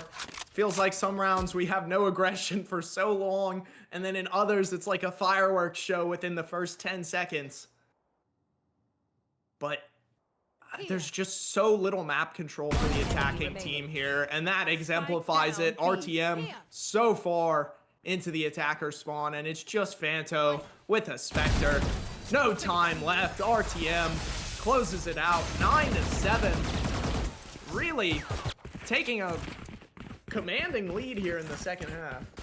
Teiko is on a snowballing roll. At this point, they gotta be building a snowman, right? Time of year for that? Oh, Jeez. Lord. I had to put a Christmas joke in there. I had to. But it looks like Viper is setting up the same way, but they are going to respond by avoiding her now. It looks like they're playing a little bit more back, expecting them to maybe go B again, but they are responding by going A. Another Sky Flash, maybe trying to make them expect that something comes out of that shower teleport there, and they do! Oh no, it's a trap play! Bullets from every which way, and they have Spike already! Oh no, Teiko, dominant positioning here. Wow. They're going to be watching those teleport. If I'm WgW, I'm going to be watching those teleporters like the plague. It is... that Sky Flash pop has been so brutal, and we see it again, but this time from the opposite team. Coming away, they have the man advantage, but RTM shuts it down with 3! A shooting gallery! That hold was brutal. Showers is such a hard space to push. They had 4 in there. It was just a numbers advantage at that point. 7-10 for favoring Teiko. No. Am I going crazy? Yeah, favoring Teiko. Yeah, okay. Favoring Teiko. Such a good trap play. Yeah. That was beautiful. They had a hold of that bomb and they held their ground. They did really good with that. Doing a thing. And the Sky Flash coming through. But this time, it's just a fake. No one comes through the teleport, but still, all the members of WgW are worried. It has just punished them over and over again, and now their economy is broken. Someone has to be the person to step up, to try and start a comeback before it gets too late. But Prince is looking to put the nail in the coffin. First kill onto Bam Bum. So many ults online as well for Teiko. I mean, they really have an ult. They could do an ult every round. They could. It's a big advantage for them, and I would be scared if I was WgW. Yeah. A lot of ults to contest with, and Eco to make up the difference for Leo. That's exactly what you need to see, but RTM is on the long flank, although there are some pings from Teiko. I don't know if they have the gunpowder to be able to contest this. RTM swings. Virtue barely gets away. Now the teleports come through. A site is theirs for the taking, but they need to clear out the thorn of RTM in back site, or sorry, in back spawn. Shots falling. Still, both getting away. Spike planted. Still, RTM being in the back just adds so much pressure on this entire team until they manage to get rid of them.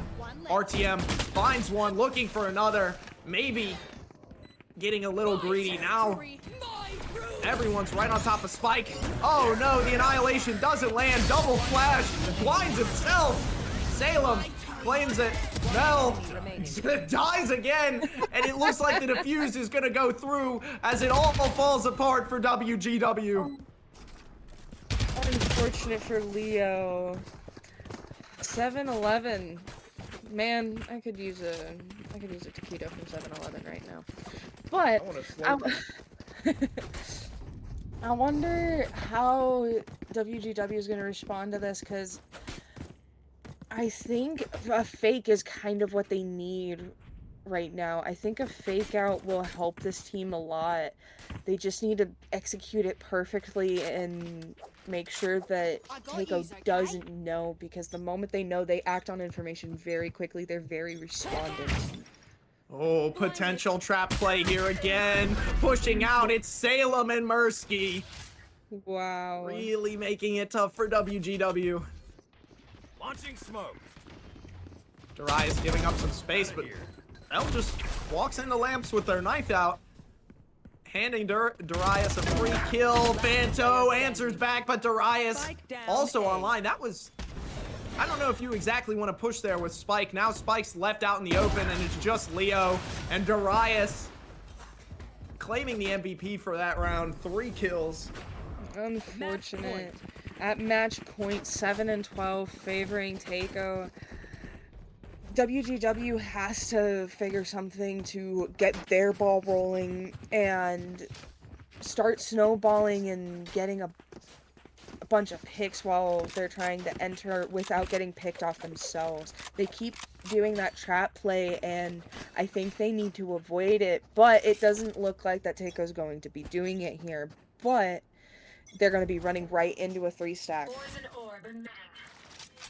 Yeah, this is the round where it's definitely... I mean, it's been do or die, but now, you know, you can't make any more mistakes. This is back against the wall. Something needs to happen.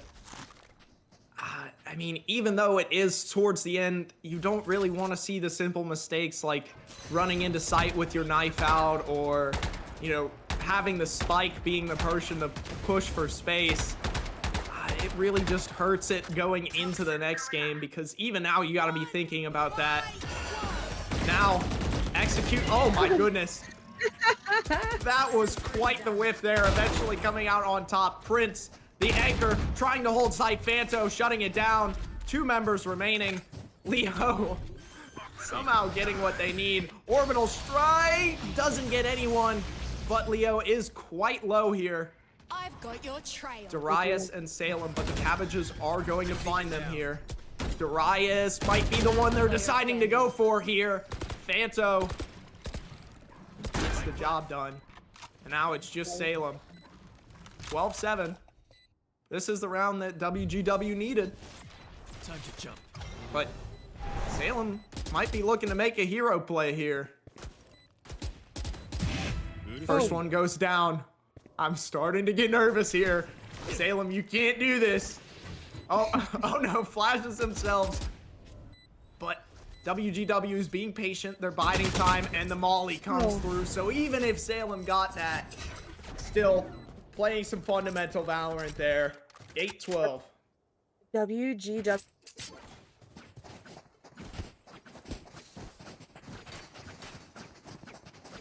Yeah, WgW there, really, I mean, I kind of mentioned it before, but the fundamentals are back in play. Stalling, you know, it's a 1 versus 3, but it is match point. Don't give up the free ones. Hopefully they will be able to get their own snowball rolling and start maybe getting into overtime. Yeah, 4 rounds, you know, momentum is everything. Although there is an op for Mursky, so that Shower's hold could be potentially deadly if Mel decides to swing this here. I do like hiding from the flash there. 1 for 1 so far, but RTM takes down the top frag for the enemy team. Mel dodges the laser. Mursky still holding the angle. Oh no, the shot doesn't land. Mel tears open the A site. And now the odds are tilting towards the attackers here. Darius waiting with that molly to try and deny the plant, but Virchie decides to stick it. Pretty strong hold to deal with here. Execute, and the timing has to be pretty perfect if you want to try and close this game out. You have an annihilation to deal with, and you don't have the man advantage. Flash goes through into lamps. Looking to double flash. Here comes the Yoru. Oh, but 2 quickly fall, and the attackers in a rapid succession clean that round up. 3 rounds separate WgW from overtime. 3 rounds to go, and looks like Teiko's going to be taking a timeout to try and stop them and get this round secure, or this game secured.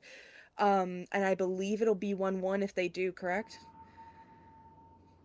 Yeah, if Teiko can secure this game, it'll go to 1-1, and we'll see Yep. the decider on Sunset. That'll be beautiful. I wonder how they're going to plan on stomping them. They do have really good retakes, but WGW just has their snowballs rolling right now, and it does also look like this is their last opportunity to buy due to their eco. Duras will most likely end up having to buy Mursky, and we'll see how they end up playing this out. But this is a very important round, because after this, they will have to save or they will have to force, and it'll put a cut in their eco, and it won't be very good for Teiko if they do end up losing another round. Let's see where they go after the timeout. Yeah, you might be able to do some fancy economic stuff to maybe get one more full buy, but this is really, like you said, where they want to try and end it. Teiko wants to GG go next on the Sunset to try and claw it back here, but WGW has really found their groove, Blinded. especially with, you know, sort of drawing these fakes out and using this util. Bam Bum going straight. Oh no, doesn't dash far enough, and RTM takes advantage. Now quickly into a 4 versus 5. Not the mistake you can make when you're 1 round away from going to game 3. Closed. Salem taking some contact over towards B, but maybe not enough to draw the stack over just yet. That dog from RTM is really gonna ease the pressure there. Mel gets a free kill onto Prince and decides to swing very quickly. Oh no, Salem almost gets caught off guard. The Annihilation just missing. Sensor up. But they are into sight, and we see an even game. Mel looking to maybe get greedy here. That smoke gonna buy them some time, but Dimensional Drift comes through. Salem, human drone clearing the site. A lot of util to contest with. Orbital cannon. Salem pops out right in front of Mel and goes down immediately. Orbital strike ripping through, doesn't get anyone, but Leo has the lineup. This might take us to 10-12. WGW could win it just yet. Mel claims a third, a fourth. Finally going down, but the Molly has landed, and it's just Mursky. Beautiful. Leo's Molly took them to 10-12. WGW is coming back. They're starting to get on their own roll here. They're so Starting close. to believe. They're believing. They're locking in. It's like Neo in the Matrix. Yep. I understood that reference. It does look like they're going to split up just a tad bit on A. It looks like they're gonna have a few go through showers, but that Viper wall's waiting for them. That may not be very good for WGW. Yeah. Now, they do have enough for a little bit of a split buy here. Some light shields online. Bam Bomb not making the same mistake. Trades all across the board. Mel does revive and gets the kill they need to stay alive. Now, only 3 members left for Teiko, but Darius is not ready to let the game slip away just yet. Takes us to an even number advantage, although WGW has been so good with these site holds. Oh, Mel shooting at their own teammate there. Maybe the 30 rounds of Valorant finally getting to him. Uh-oh, Mel tagging up the clone there. Knows where Prince is, calling it out. Mel gets dinked through the wall. The shot's not landing. A great crossfire here. Virchie gets one. We're still in a 2 versus 2. Time ticking down. Salem gets one. Virchie the second, the third. Oh, 11-12. If you see one of my creatures, it's a good thing, alright? We'll figure out what to do eventually. I mean, Who needs it's getting close here. I don't want to say anything before it's over. You know, there's a chance that, you know, RTM or Salem or Mursky pop off and send us to game 3, but WGW is looking really good here. I mean,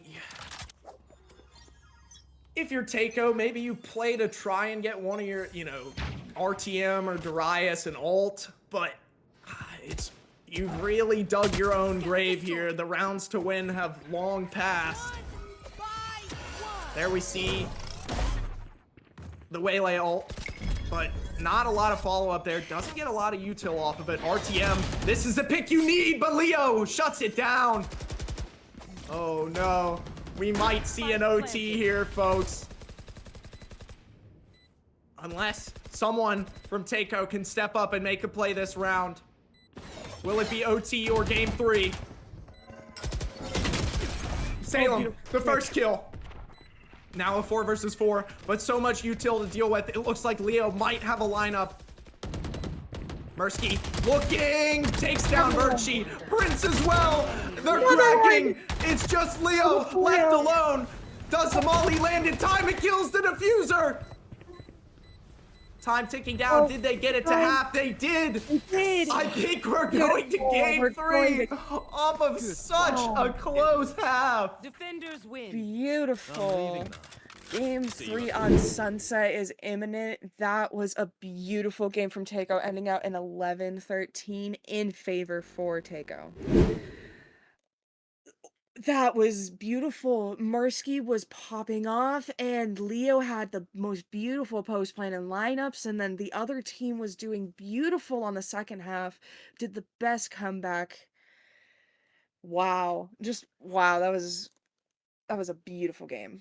Look, whoever's watching, I'm talking to you, directly to you. Every viewer all at once. You saw this, 11-13, almost overtime, second map. You gotta stick around. You gotta see it through to the end. We're gonna take a quick break. These players are gonna go get ready. They're gonna bring their A game, and you're gonna get to see a great decider to a great series on Sunset in just a couple minutes. So please stick around. We'll be right back. Cryptic Coaching. This is our professional coaching program, where ranking up is 100% guaranteed, with in-depth coaching breaking down agents, fundamentals, and more. One-on-one personalized coaching with just you and a coach.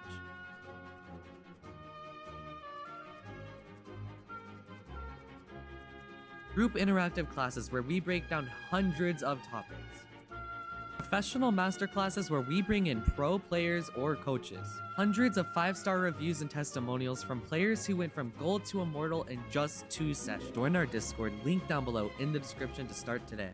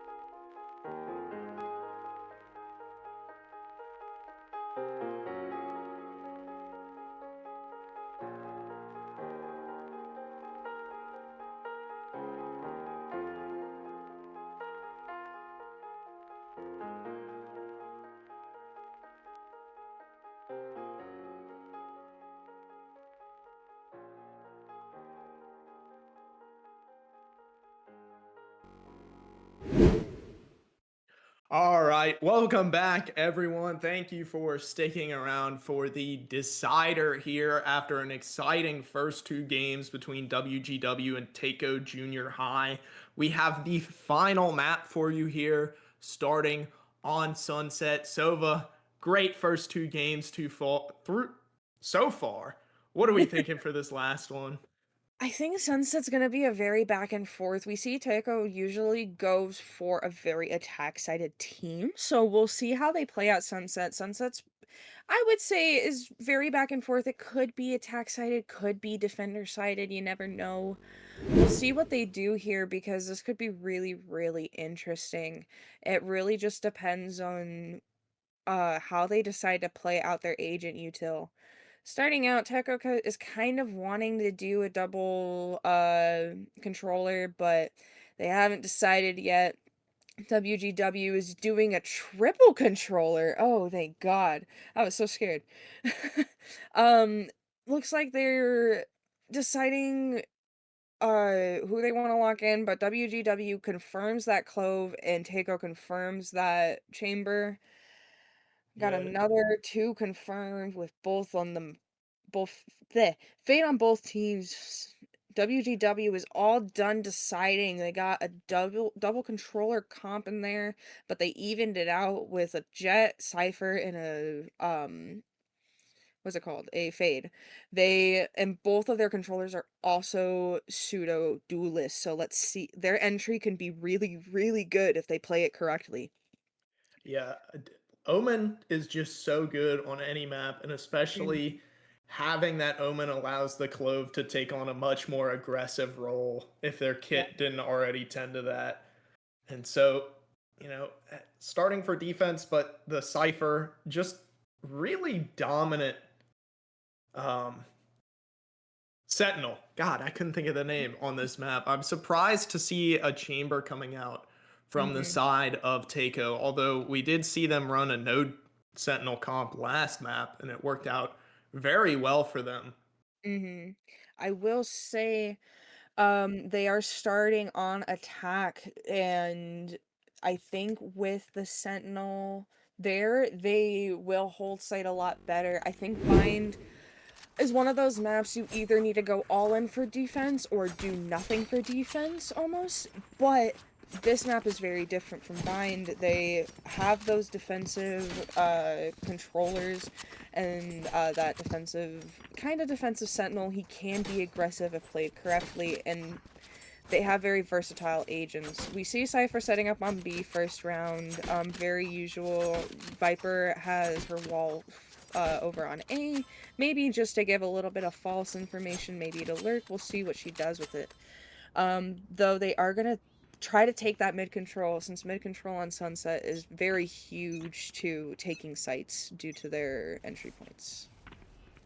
Yeah, allows for a lot faster. Oh, bam bomb! Quick shot and dash away. Salem almost gets through the door before it closes, like Indiana Jones. But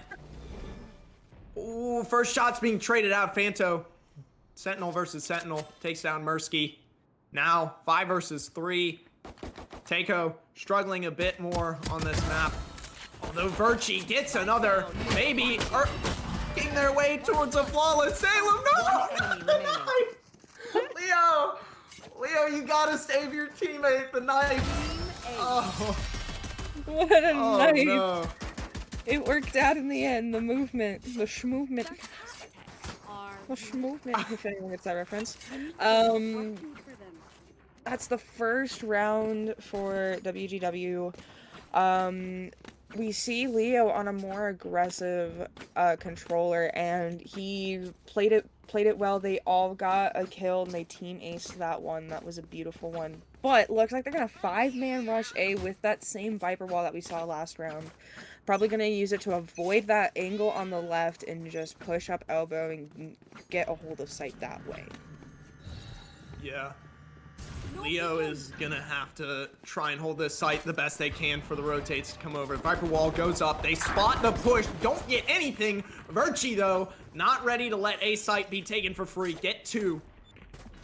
Spike planted. Now, There's a lot of work to do and not a lot of time to do it. You do have the man advantage, but you got a lot of util to contest with. That Viper Molly going to be so difficult to get through here. That's going to make it a little easier when you kill your teammate there. Bam Bum gets one, and now it's just Prince and... Oh, Lord. But yeah. Sorry. Beautiful half five from them. Took another one. Now they're going to be on their bonus 2-0. This is... Hopefully now Teiko can buy out and get an upper hand here on this buy. You are laughing a lot, my friend. You can't kill your teammate. Come on. Is that what happened? Yes, the Viper Molly. Oh my down gosh. I did not realize that. I thought that was the enemy. Oh no. But, I mean, you just gotta step back into it, but that's definitely not the way you want to start this match. Drop in a smoke. Some presence being shown over towards A, that Viper wall really being a bit of a mind game here. Where, you know, you see it come up, so you might see a push there, but then again, she could have just thrown it up at the start of the round and is headed over towards B. Some shots being exchanged at mid, but still no net movement either way. A lot of space has been taken on B, though. That spy cam really giving them a lot of information to let WgW sort of expect that the enemies might be making their way over towards mid.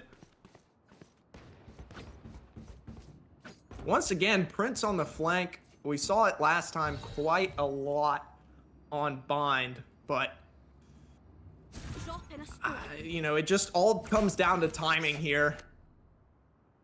Still 35 seconds left. This execute needs to happen quite quickly here.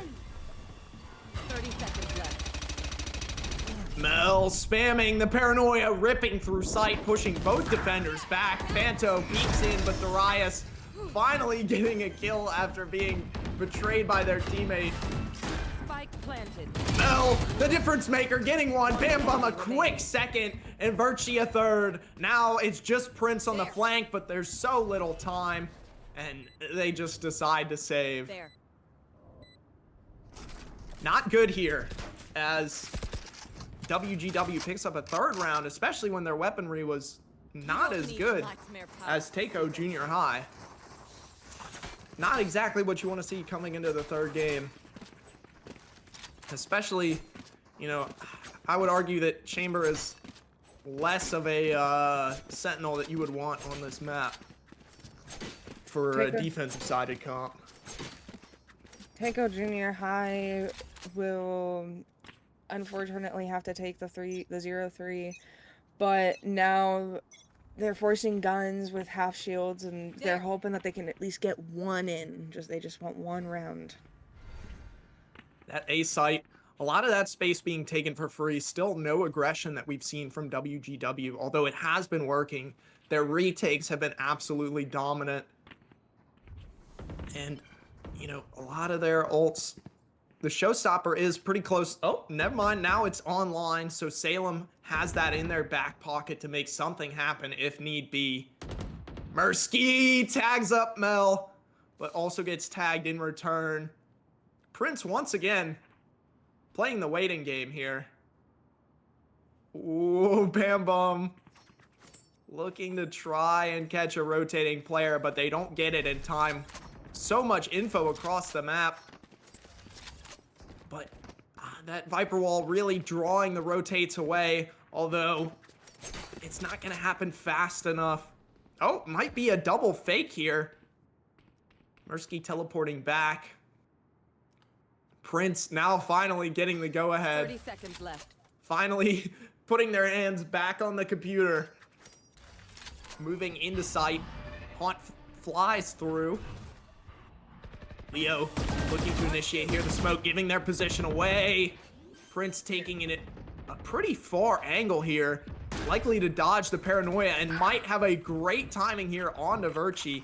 if they can get it. Virtue unaware. Paranoia goes through, but because of the position for Prince, no one's there to follow up. Darius onto Mel, Salem another, and it's looking like this will be the first round for Teiko. Potentially a flawless. Nope, but Salem still gets it. That gives WgW one round, or not WgW, gives Teiko one round and gets them on the board. As I was saying last game, starting to get on a snowballing roll is everything, especially in games like this with very aggressive teams where it's back and forth. They're going back to A again, and it looks like it's a 5-man this time. They're throwing that same Viper wall, and they are giving the spike to Omen, and looks like he's one off, so they may give him that ultimate. The Viper wall, so good at denying info to the enemy team, but gotta be careful, especially if you're Cypher. Don't want to go down first. Really, your presence is locking down this A site and keeping a flank from mid. Although WgW have adapted their setup quite a bit here. The spy cam tag comes out. Darius and Leo barely missing each other as the smoke blooms. Noise cut, and the smoke mid. This is potential setup for a fake here. Still stalling for time, but it doesn't look like WgW is biting.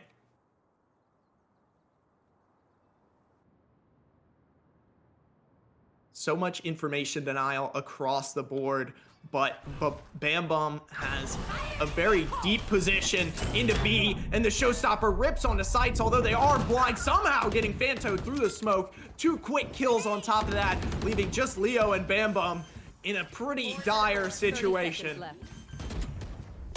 One enemy remaining. And insult to injury, Leo goes down. Now Bam Bum in a 1 versus 5, probably just going to save off the back of a great execute spearheaded by Salem. That gives Teiko another round. I am very impressed. It looks like that ball is rolling back. They just had to get past those first 3 rounds, and they were golden, it seems like. It may be just like it was last game, where they start out slow, but they end out really, really well. Now hunting for a bit of a frag here. Not wanting to let... Yeah. Hunting for Bam Not Bum. wanting to let him get away, but slipping in between the cracks here. Bam Bum able to save that Vandal, which could be pretty crucial in the next round. They were hunting for Bam Bums, but did not get a catch. Yeah. Looks like they're gonna go back to A site. They seem to auto this every round. I don't know if I've ever seen a team do this. They did mid once, and I don't know if they ever really tried B. Maybe 1 round. We might see more of an aggressive mid push here, which could be a pretty good answer. True. And some denial over towards A, but once again, that execute is just so fast. Leo, oh no, stuck in the corner, does teleport out, barely getting away. And they use the paranoia. Wow, the paranoia is gone. That's going to make the execute and the stall a lot harder here for Teiko. Bam Bum taking contact up in mid. Maybe giving the idea that there might be some presence up towards tiles. Mursky spots out Fanto, but Spike is gone down. We sort of have an isolated 1v1 on the other side of the map. Uh-oh. Nightfall, ready to go. The execute looking to happen. Nightfall online. Waiting for the members to flood in. Virtue gets the first one. And a second. Prince waiting, gets one, but immediately taken down by Bam Bum. Mursky, the answer, but left alone in a 1 versus 3, and Spike is not planted for them. 1 HP left remaining. And they're playing so patient, but Mursky gets it through the smoke. Leo gets it. I don't know, does Mel make it? Beautiful attempt from Mursky. He almost had that, but the Omen had the trade. That was poor Mel. I'll tell you. We should run. And Mel tried to live, but it was just seconds shy. Looks like they're gonna go over to B now. They are switching back up. They are not going to go A again. It's 4-2 actively, so it's still in WGW's favor, but we do see that Cypher is on an off buy from the rest of his team, but the entirety of Teiko has a full buy, so let's see how they use it. Yeah. Gonna have to see how much damage. Oh no, they don't even shoot the haunt. Great lineup there. Prince gets spotted out, calling out the lurk. Prowler goes through. Oh, jumping out with util, but gets saved by Mursky. Bam goes down now. Sight in the hands of Teiko. Yeah, finally getting what they're looking for. Oh, such a timing there. Oh, but Leo expects it. Shuts down Prince. Now 4 versus 4, but so many ults online for the side of Teiko. Paranoia rips into sight. You need to have to execute off the back of this. 2 quick kills. RTM shuts it down under Virtue though, and a second, and a third. Oh my god. That was beautiful. 4-3, Teiko now takes it. Can they get the snowballs rolling again? It may happen. We'll have to see. Looks like they're gonna go back to B again like they did last round. They liked how it worked out. They may try it again. Let's see. They do not have a buy over on WGW. Most of them are saving. One of them has a rifle and only one. Leo has the hero rifle. There are some knives. Oh, but they're gone immediately. Another one falls. Mel gets some sort of recompense there, but now you're in a 4 versus 3. No gun advantage to be had. Maybe if you get the one here, but no, Prince shuts it down. Just Leo, the only rifle remaining, but you are in a 1 versus 4, and Prince takes us to a tie game. Another beautiful tie up. Let's see what we are working with here. We have another half buy over on WGW with some half shields. Got a regen shield out. Looks like they're gonna go back over, trying to favor that A side, but never mind. Looks like they're actually gonna go over on B. I don't know if Chamber was trying to set up flank and the rest of them followed, but looks like they're gonna have a couple mid and they're gonna do a split push. Oh, looking for the shot but doesn't land it. Mel dodging a bullet. B-site has some pressure coming over the paint shells. And that tripwire getting destroyed.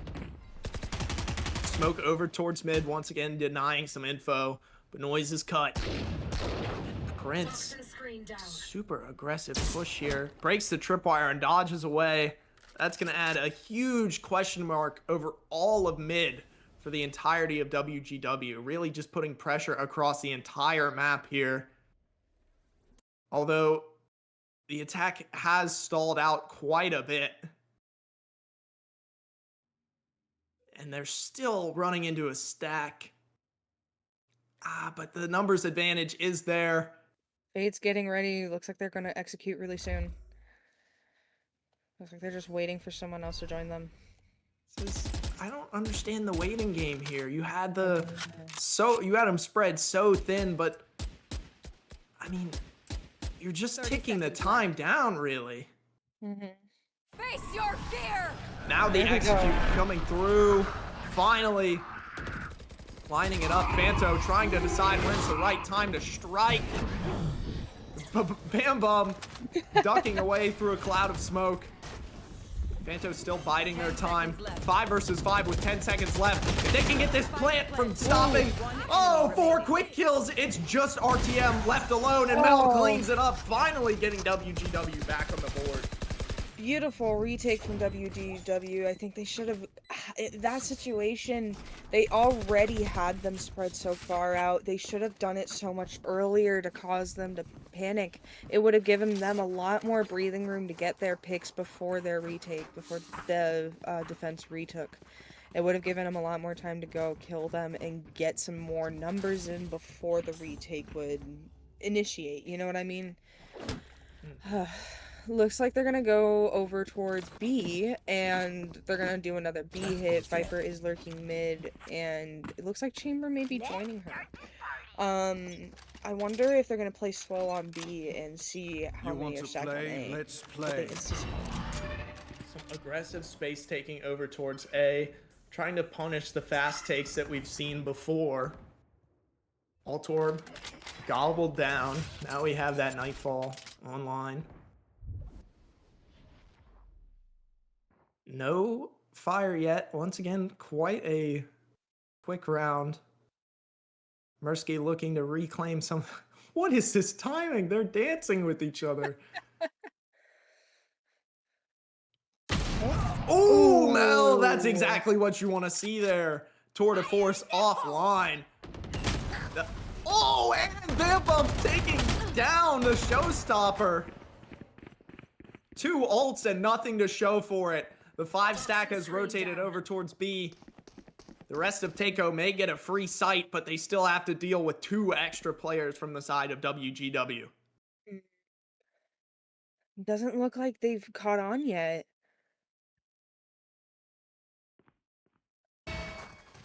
Tough round to take. You're missing your Sentinel and your Duelist here. 2 ults gone already. You have the Viper's Pit if you want to try and invest it, but this is already quite a difficult round. Might be a little risky to invest that now. Prince on the flank, but the timing might be too late. Bam Bum gets one. Darius trades them out. The Prowler going through. Needs to make something happen. Click more heads. Oh, the first shot from Prince. The only one remaining. Leo sticks the defuse. I'm very surprised Viper did not try to go with her team and ult on site for them. That would have been such a round change. It would have changed everything. I wonder if they're going to try to use it this round, though. It would be smart to give... Yep, they're going to give the bomb to Omen, and if they need to, they may TP out and rotate with that bomb to get out of a sticky situation if they end up with a 5 stack on a site or something, because I will admit, WgW has been stacking sites every now and again.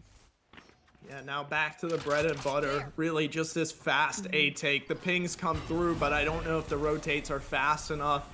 You do have a Nightfall if you want to try and go for a good retake here, but Leo has slotted themselves into quite a good corner here, although they know. Oh, goodness. Haunted down, the haunt goes through, but nothing to show for it, and now you're left in a 4 versus 5. Or sorry, 4 versus 4. Nightfall comes through. Ooh, nobody getting taken down quite yet. Mel making their way on the site. Looking to maybe tap, but Salem takes down Bam Bum. First shots going every which way. Somehow the defender's coming out on top. Just 1 remaining. It's Mel. 3 kills and bringing us to 7-4. Mel used that enemy satchel to her advantage, and that was actually beautiful. That was such a split-second decision that was absolutely beautiful. I actually loved that. But it looks like we're going into a timeout from Teiko, and we're going to probably see them maybe play a little bit slower, play picks maybe. We may see also on the defense side, they may stack a site one more time to end it out with. I wonder, they still have that Viper's Pit online, and they may use that to their advantage as well. They may end up giving the bomb back to Omen one more time, and have, from what I'm seeing so far on the map, Viper may lurk on A, and they may TP in. That would be a smart decision from them, so that they could throw the defense off, and then on top of that, they have to re-clear angles with very minimal vision, and they have a very good set of ults online, and they're also 2 from their Fatal as well, which could take away a lot of audio, which will suck, because in the Viper's Pit, that's about all you have. Yeah. the Viper's Pit being here is really going to help them hold for those post-plant situations they've been kind of struggling in. Especially with that A wall has just been so key to their push here. Their A executes are so fast. Seeing that A wall come up every single round really adds some doubt. Unless you're Mel and you just one-tap Mursky through like 8 smokes. That's definitely putting a damper on the offense here. They don't notice Viper there, though. They may end up giving them A site. The bomb could so easily get tossed to Omen in this situation. And time and time again, Viper has just lurked up A. But having Clove so deep on mid could... Oh, they definitely hear the footsteps. Yeah, here come the rotates. And this flank, oh, if the timing's just right. Looking to get some shots, gets away with one, but still, uses the res, all the ults flying. Paint shells go through, doesn't get the second, but some great damage being done. Omen smoke one way. 40 seconds, they might be looking to fake the rotate here, but still, there's sort of been a defensive net set up around the entire map. You see Omen with his teddy bear, or oh no, blind oh no, the paranoia, but Salem's too close. Viper's Pit going through the boombot, spots them out. Prowler as well. Ooh, but Viper goes down. Now it's just Darius and Salem. Salem on for the ace. Needs one more, but no, Fanto. 8-4 shuts down the ace. Switching sides. He cleaned them up. That was beautiful. The fade util on the Viper, man, I was getting hyped on that one. The fade util on the Viper in the smoke, beautiful audio perception. I don't know quite what the word is for that, but where you hear the audio and you kind of envision where they're at. She did that very well, and that was beautiful. Looks like they're gonna be taking it A now. No ults are online, so this pistol round's going to be really interesting for WgW. Looks like they may have Omen lurk mid though. Interesting. Yeah, pistol round. The difference between getting it to be, 8-6 or 10-4. Very important here. Big stack over towards B. The haunt has gone through, but they're running into quite a lot. Viper Molly goes online to try and separate the team here, but Bam Bum decides to run straight through everything. Running and gunning, takes down Prince. Now, B site is theirs to hold. They've got a lot to watch flank here. Spy cam, trip. It's just if Cypher goes down, that could leave a huge hole in their flank. Mursky trying to add pressure from every angle. Leo, that's a huge pick there. Helping protect the back of them. Bam Bum gets around, gets 3. That was beautiful. Dodging around in market. Now it's just Salem. We've seen them do incredible things before, but this is a little too much to ask. WgW is now 9 rounds in, and Teiko has 4. Beautiful pistol round. We will now see WgW most likely buying up on SMGs. We see a shotgun in there.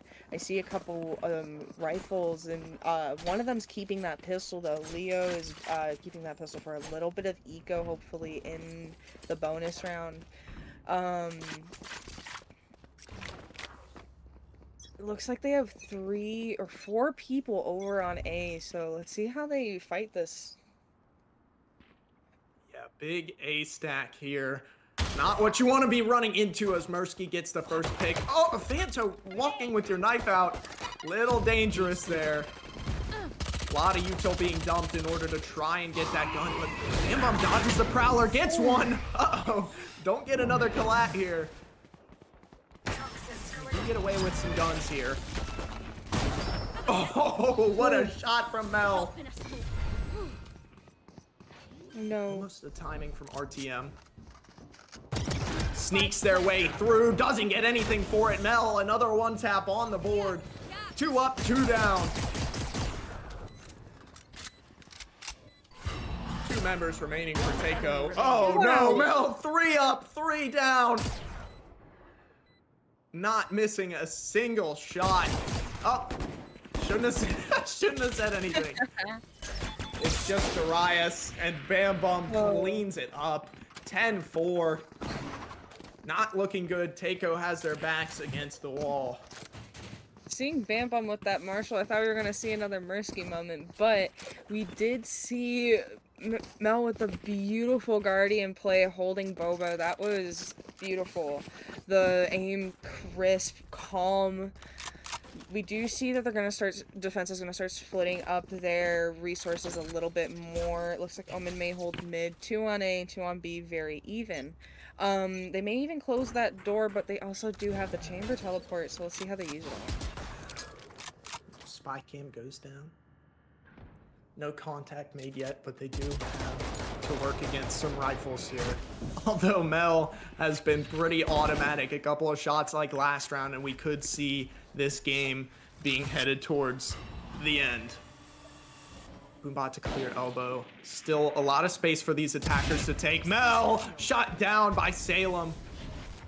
Top frag beat top frag, and Salem comes out on top. The paint shells to try and push some of these attackers back, but they're relentless for that space. Wow. Although Salem staking their claim, Paranoia rips through, but RTM still adding pressure elsewhere, and the attackers say we can't risk anymore. We have to get away from Salem and smoke it off to regroup and try and make something happen. Leo finally getting something for WgW here. Waiting. It's Salem. Looking for more. Manto gets another. 2 versus 3.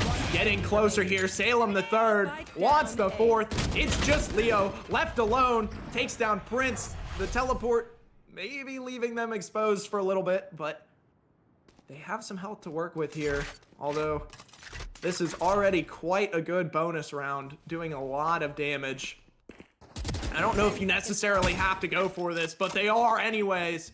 Although time has run out. Leo maybe just planting for the ult orb. Gets it down, still gets the ult orb, and survives? Wow. That was beautiful. I can't believe we lived. He was 1 HP.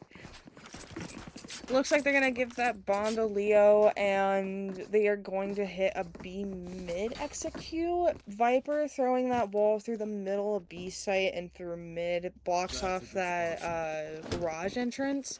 Omen kind of scouting between A and mid, but they're gonna hit B hard and fast. Oh, maybe not. Uh-oh. Taunt reveals Mirsky has to reposition. Taking that mid space for the first time we've really seen. Darius, almost catches Mel off guard. This is an important round here. You have a rifle in the hands of Salem. That's your top frag. Looking for it. Oh no, as I say it, Salem goes down. Darius with the answer. 4 versus 4. Paranoia onto site. Throws a seize to try and stop it, but Verkey working their way around. Darius has to dance back and forth. The reload coming through. Leo hunts them down. Now 3 versus 4. Oh, look at the pings. They know that Prince has to be lurking. Oh, caught in mid. Now, waiting for the execute here. 3 versus 4. A lot of util to deal with. The Paranoia comes through, but they don't clear it out. Mirsky with a great flick on the Leo. Sticks the defuse, decides to get off. Fanta the first one. Bam Bum jumps a little too high, but RTM is sticking it. Time ticks down. RTM wins the round for Teiko. Clutch from RTM gets them the 10-6. Maybe defense is just what Teiko needed on this map. Looks like they're gonna have Leo continuing to go back and forth. Maybe as their star player, or not Leo, sorry, RTM go back and forth, maybe as their star cleanup crew. They've had them going back and forth between A and B and mid, so, but we still have both defensive agents on B, so they're playing very aggressive on A. Yeah, 5-man A rush, looking to see how they handle pressure. Salem panic ults and gets away with it. Bam Bum taken down 10 seconds into the round. Now the double swing looking to punish here. Backing away, willing to give up some space. Paranoia forcing a retreat. Fanto takes down Salem. The C's calling them out, but somehow the swing works out. You let them get away with it. Darius saving the round here and getting another. Beautiful round. That they got away with so much that round, but it worked, and it worked well. But we do have a timeout over on WgW side. I think their plan here is they may not try, I think they worry almost too much about mid and they need more numbers on site, because once they get there, they have pretty good util to hold it down with Cypher there. They just gotta let him get on site with them. So that may be their plan, especially since he has bomb. They have been having Viper and Chamber both over on B, so it looks like they may start to switch that up, because Viper can be very, very defensive if she plays her utility right. You see a couple pings on B, so looks like they may be doing a B execute. Chamber may be going over to A site to hold it down there while Viper handles B and a little bit of mid. Let's see how they play this out. Let's see where they go. Yeah, some more mid aggression could really help here. I feel like we haven't seen very much mid presence except to rotate through tiles. Especially, I mean, Teiko's just leaving mid completely open except for maybe a lurk from Prince here. Yeah. 3 on A, but no one to grab. There we go. Some mid aggression here. Immediately, they hear the chamber trip. They're not able to break it, though.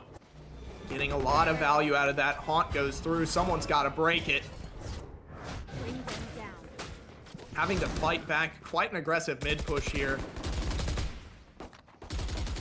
Still, no one been able to get through that choke yet, but the metal comes through. Darius getting the first one on the Mel. Paranoia already. RTM gets one off the back of that and the chamber trip. Now we've seen sort of the entire team coagulate into this mid choke point, but they're coming away a lot worse for wear. That chamber trip really just stalling out the entire mid push. And now Salem, I mean, cleaning it up. Headshot after headshot, spike down now in mid. Sending in the boombot to discourage any potential. Oh no. Leo missing shots. Salem getting a little greedy there. To walk straight out into mid. But still a 2v4 with 20 seconds left, and they don't check the corner. RTM, 3 kills. 10-8. It's getting pretty close here. Little dicey. Teiko may take it back, and they may just need control on the second half to win this game. It's 1-1, so it's gonna get pretty scrappy, you know what I mean? They may try to play picks here, the attack may. WgW is staying pretty close together, but I think a slow push is something that they could benefit from here, with some mid control. They need to get that chamber off that operator. It's a huge... Ooh, Paranoia straight off the bat. Waiting for them to break that camera. And getting that chamber off the op would be crucial. A Paranoia in return, but Mel dodges it. Now it's just Darius left in the corner. Bam Bum takes it down. Still have that op to contend with in a 3 versus 4. But WgW might be poised to break the streak here. waiting for the util to burn out. Salem and Mirsky make their way towards the back. Oh, Salem sees the ponytail of Bam Bum. The nade into the corner, forcing Mel to the side. Bam Bum swings at the right time to catch Salem off guard. Prince gets one, Mirsky, another. Mel sticks the res. Oh, Prince is on a tear! They get 4! Beautiful 4K from Prince. What was that? Oh my gosh. And they get a hold of that. They keep Prince it. with 2 HP remaining. Beautiful from Prince. Beautiful, calm aim. That is something that gets hard to have whenever you're in like a stressful game like this where it's 1-1 and you need to win it. Looks like they're gonna go over onto the B side. They may split A and B, or they may do a full-on B push, but it looks like they're switching Rays over onto B once more. Looks like they only got 2 on A though. 10-9. This is exactly what you want out of a decider game.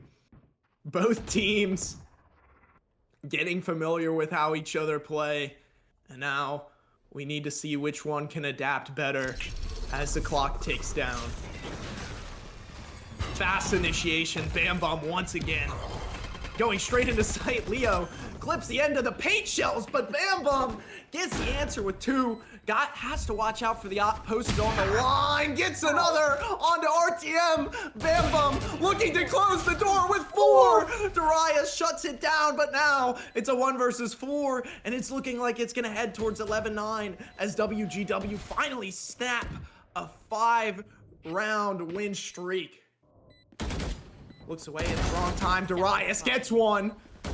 Gets a second. Darius is on for the ace here. Could be a potential reverse ace.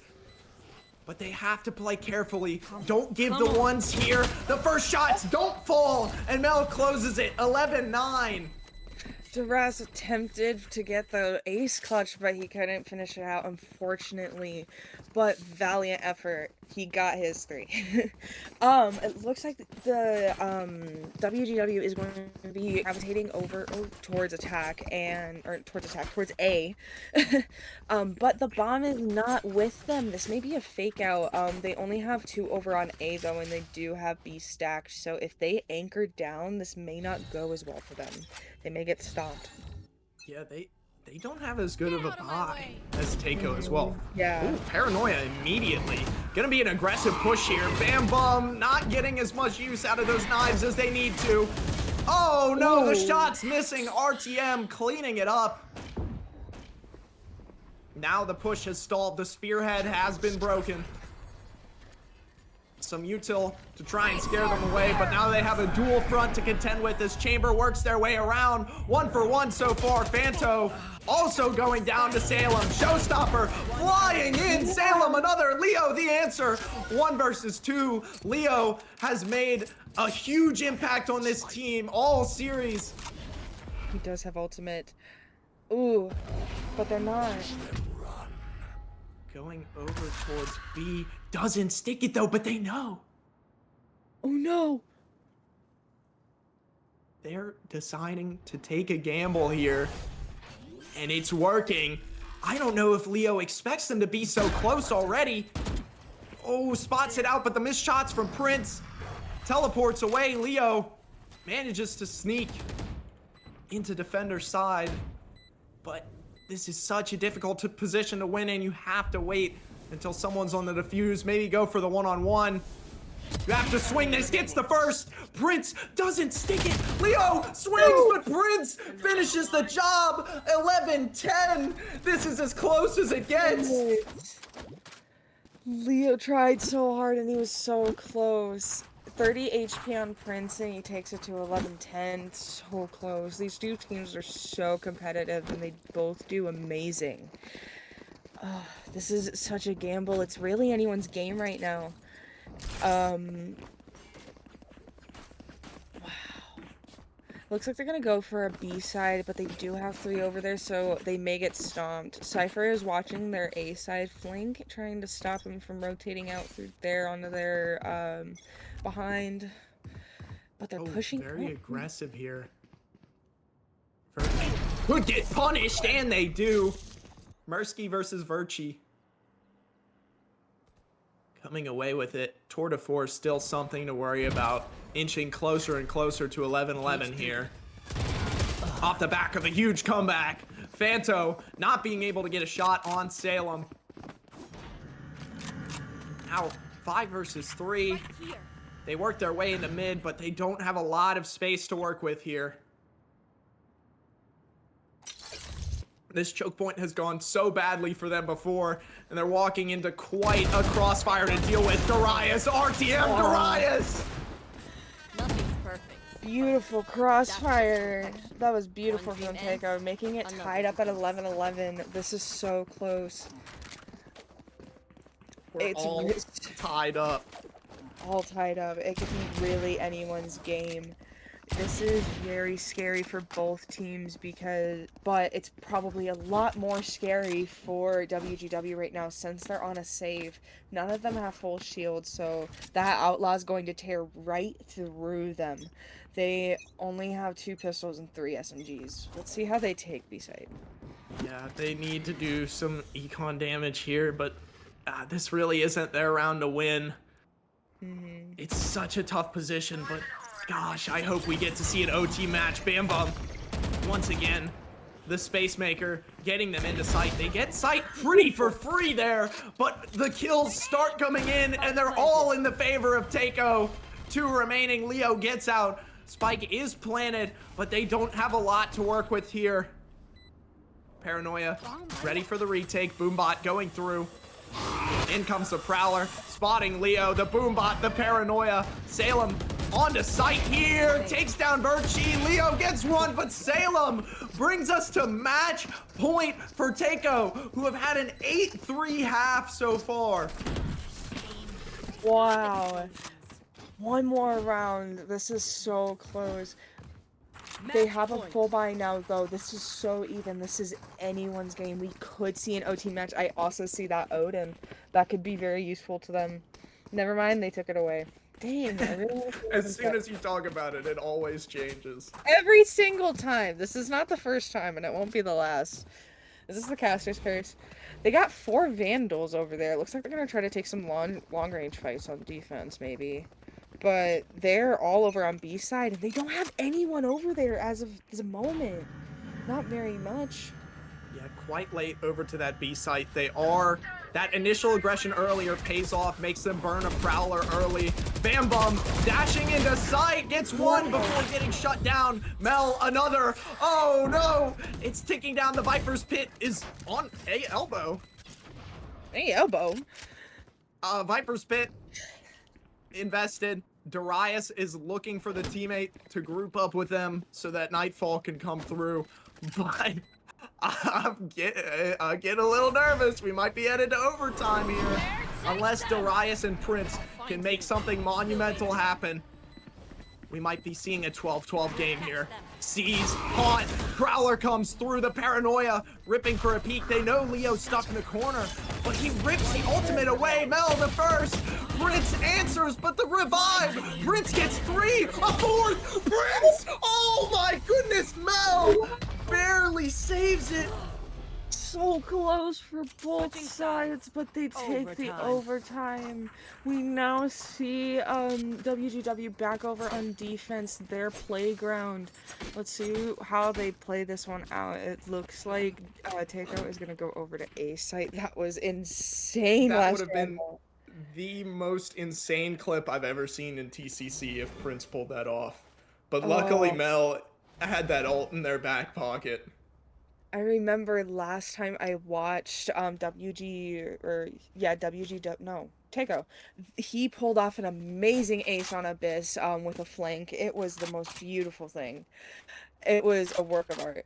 Looks like they only have 1 on B, but they do have Cypher's util there for Jet to use. This is as close as it gets, and now you see some pretty dangerous positions coming out, but a lot of util has been invested over towards this A side. Prowler, Boombot, Haunt. Mel is fearless in that. Yeah, Elbow's been cleared out. might have an idea that the B hit is coming. Omen smoke blooms, but the rotates are pretty slow here. It's just Bam Bum, and they miss their shots. Now they have a free B site. Less util to contend with. But still a pretty difficult task. Banto makes it a bit easier, and Leo saves their teammates back. Now a 4 versus 3. The shot goes down. Omen versus Omen. RTM on top. Another trade here. 2 versus 2, but Prince making a difference where they couldn't save it last round. Virchie, the first, looking for the second. They get it. What a clutch from Virchie. 13-12. Every round matters so much more. And breaking that crossfire is putting them one step closer to match point. Switching sides. Match point. Clutch after clutch after clutch. What are we seeing here? Prince looking like they were gonna pull it out of a hat once again like a magician. But Virchie breaks the crossfire with 2 quick kills and gets the defuse. Now, we've seen WgW struggle with this attacking half here. So if they can manage to pull this round out, they will have prevented quite a comeback from Teiko. But now Teiko needs to regain their breath. They need to say, okay, we've been quite dominant on this defensive half here, only dropping 4 rounds. We can bring us to a second overtime. Mirsky in such a great spot. This is a round-winning flank here. If they get the right timing, Prince the first. Mirsky ducks away, doesn't get anything for their value. And now we might be looking at the end, but Prince, ever the showstopper, keeping us alive. Time ticking down. Barely any time left between match point and double overtime. Leo takes down Prince. It's looking like it's WgW, and they take it. 14-12. 3 matches, 2 wins. WgW are the winners of lower bracket round 1, and they will move on. WgW put up a good fight in overtime, 14-12. That was beautiful. Oh, what a game. That was crazy. The Prince almost had it with that one round. Oh, imagine if he had it on that one. The chances, the It's just possibilities. so one of the closest series ever that I've seen is where it just could have gone either way so many different times. This was beautiful. Absolutely a privilege to watch. Yup. They all did beautifully, every player. That was intense. What, you know, I mean, some great adaptations there. Definitely seeing a lot more aggressive play from WgW towards the end. What do we think about? I mean, it was pretty chaotic, but any closing takeaways here, Sova? I apologize. My ears did not process what you asked me. Any closing takeaways here? Honestly, they both put up such a good fight, and it was either of their game. That was absolutely beautiful from both teams, and GG's and well played. That's about everything I can take from this entire 3 game. That was beautiful. Yeah, I think we're going to take a brief couple, maybe a minute or 2 intermission before we get one of the players to come in and give us a little more insight than we can provide. But hey, I mean, this is why you watch this league. You watch it. This is the best that it gets. You get a 1-1 series where it goes to overtime in the 3rd map. This is why you have to stick around for the rest of the playoffs in Titans Challengers Cup. So please, thank you for watching, but stick around. We're going to have some additional insight in the interview in just a minute or 2. Welcome to Cryptic Coaching. This is our professional coaching program, where ranking up is 100% guaranteed, with in-depth coaching breaking down agents, fundamentals, and more. One-on-one personalized coaching with just you and a coach.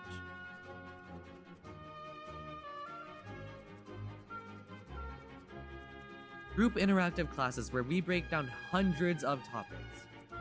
Professional masterclasses where we bring in pro players or coaches. Hundreds of 5-star reviews and testimonials from players who went from gold to immortal in just 2 sessions. Join our Discord, link down below in the description to start today.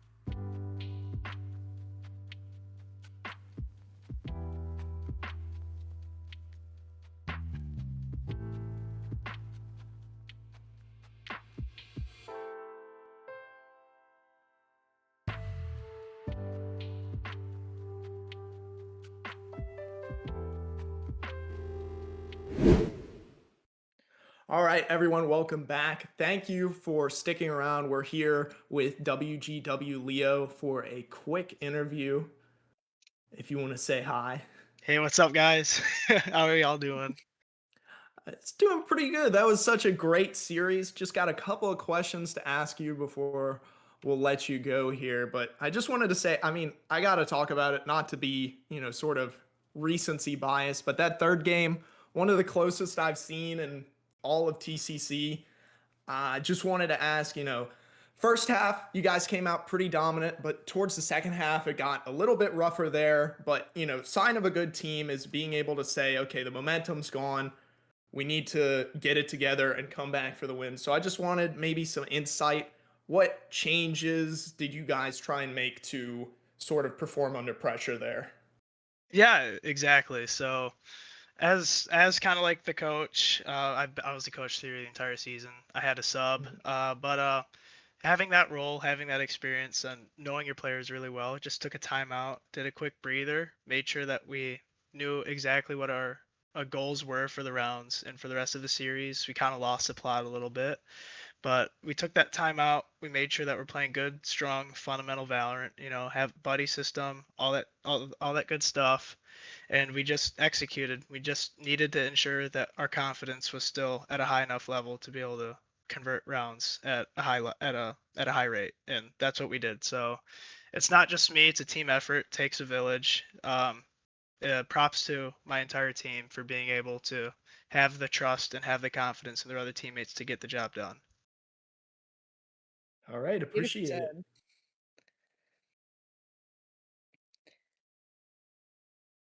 said. So I also do have a question for you. So I know I'm looking at your guys' team comp for that last game on Sunset, the really close 14-12. And how did you guys work around only an Omen blind? What was your guys' plan behind that, since you guys that was all you guys had?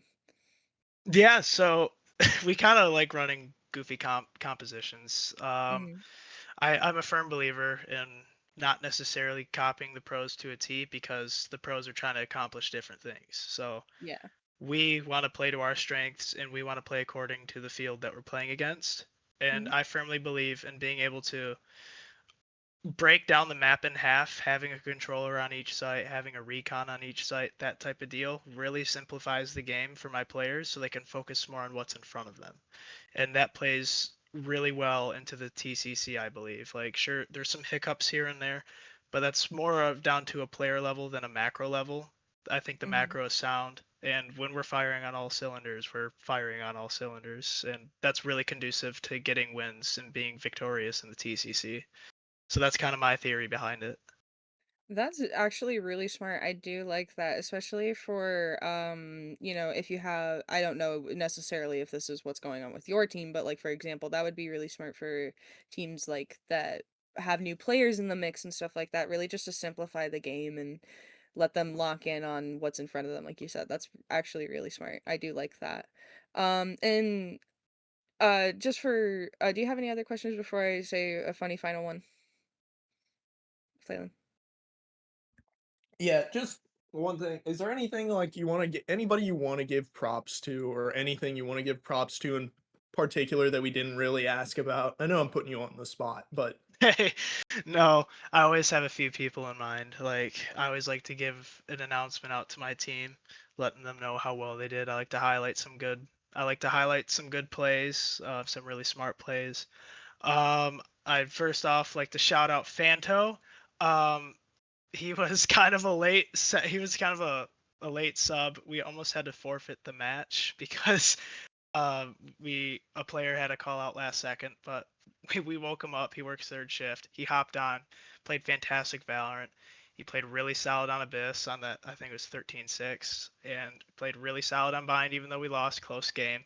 But the person who really made the most impactful plays, in my opinion, was V. You saw it, the clutch to take it into OT. You saw a few different clutches, and he's just rock solid. He's absolute vibes merchant. He keeps our ship afloat. Don't want to forget Mel, obviously. Mel, a really good fragger, really good aim. Uh, Honestly, an absolute joy to be around on the team. Everyone's just does a really good job at keeping each other up. So the people who I did shout out, don't let that take away from anyone else. You know, Bam, he was still clutching up rounds. He was having packet loss issues the entire series, but we stayed strong. We stayed headstrong, and we ended up winning. So shout out to the entire team, I guess. But those are some few people that I'd like to shout out personally. all right. Well, I'll pass it back over to you, Sova, for wrapping this up. So, what was the funniest moment that you remember from this three best of three? Um, I'd say, Abyss, we got momentum early. We kept going. We were kind of being silly, honestly. That's kind Mhm. of what happened. And I'd say what was really funny, so we got a strong vibe check on Bind. That Honestly, was good. we kind of got a little too silly. That was really funny. But most Yeah. notably, every time V clutches, he shouts so loud his mic peaks. And his mic peaks so bad, and it's a straight like 10 seconds of just silence, of just him Oh shouting, goodness.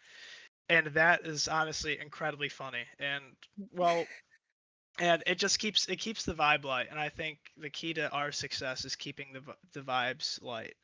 And Mhm. he does the best job at that. He breaks the ice. He keeps things light. He's funny. He's personable. A very charismatic player, and that's exactly someone who we want on our team. And he's always good to just crack a joke, or even he'll do something silly and he'll make fun of Mhm. himself and we'll have a good laugh at it. So the funniest moment was probably him taking us into overtime. He was probably peaking for a straight 15 seconds, not even kidding you. It was well into the pre-round. Yeah. So that's the funniest moment in my opinion. That was really funny. That it's nice to also have players that make the mood really light. That really helps keep the momentum going and keep your morality up and your mental up. So, um, anything else Right? that you want to add, Phelan? No, I think that's going to do it. Thank you so much for coming on here, Leo. We really appreciate it when you take the time to give us some insight. Yes, yes. Thank you, Leo. Thank you so Yeah, much. no problem. And good luck with the rest of your matches. I'll be looking forward to seeing you guys as you move up the bracket. But thank you all so much for watching. That is going to do us for today. Like, great Valor. This is what you want to see. See y'all later. See ya.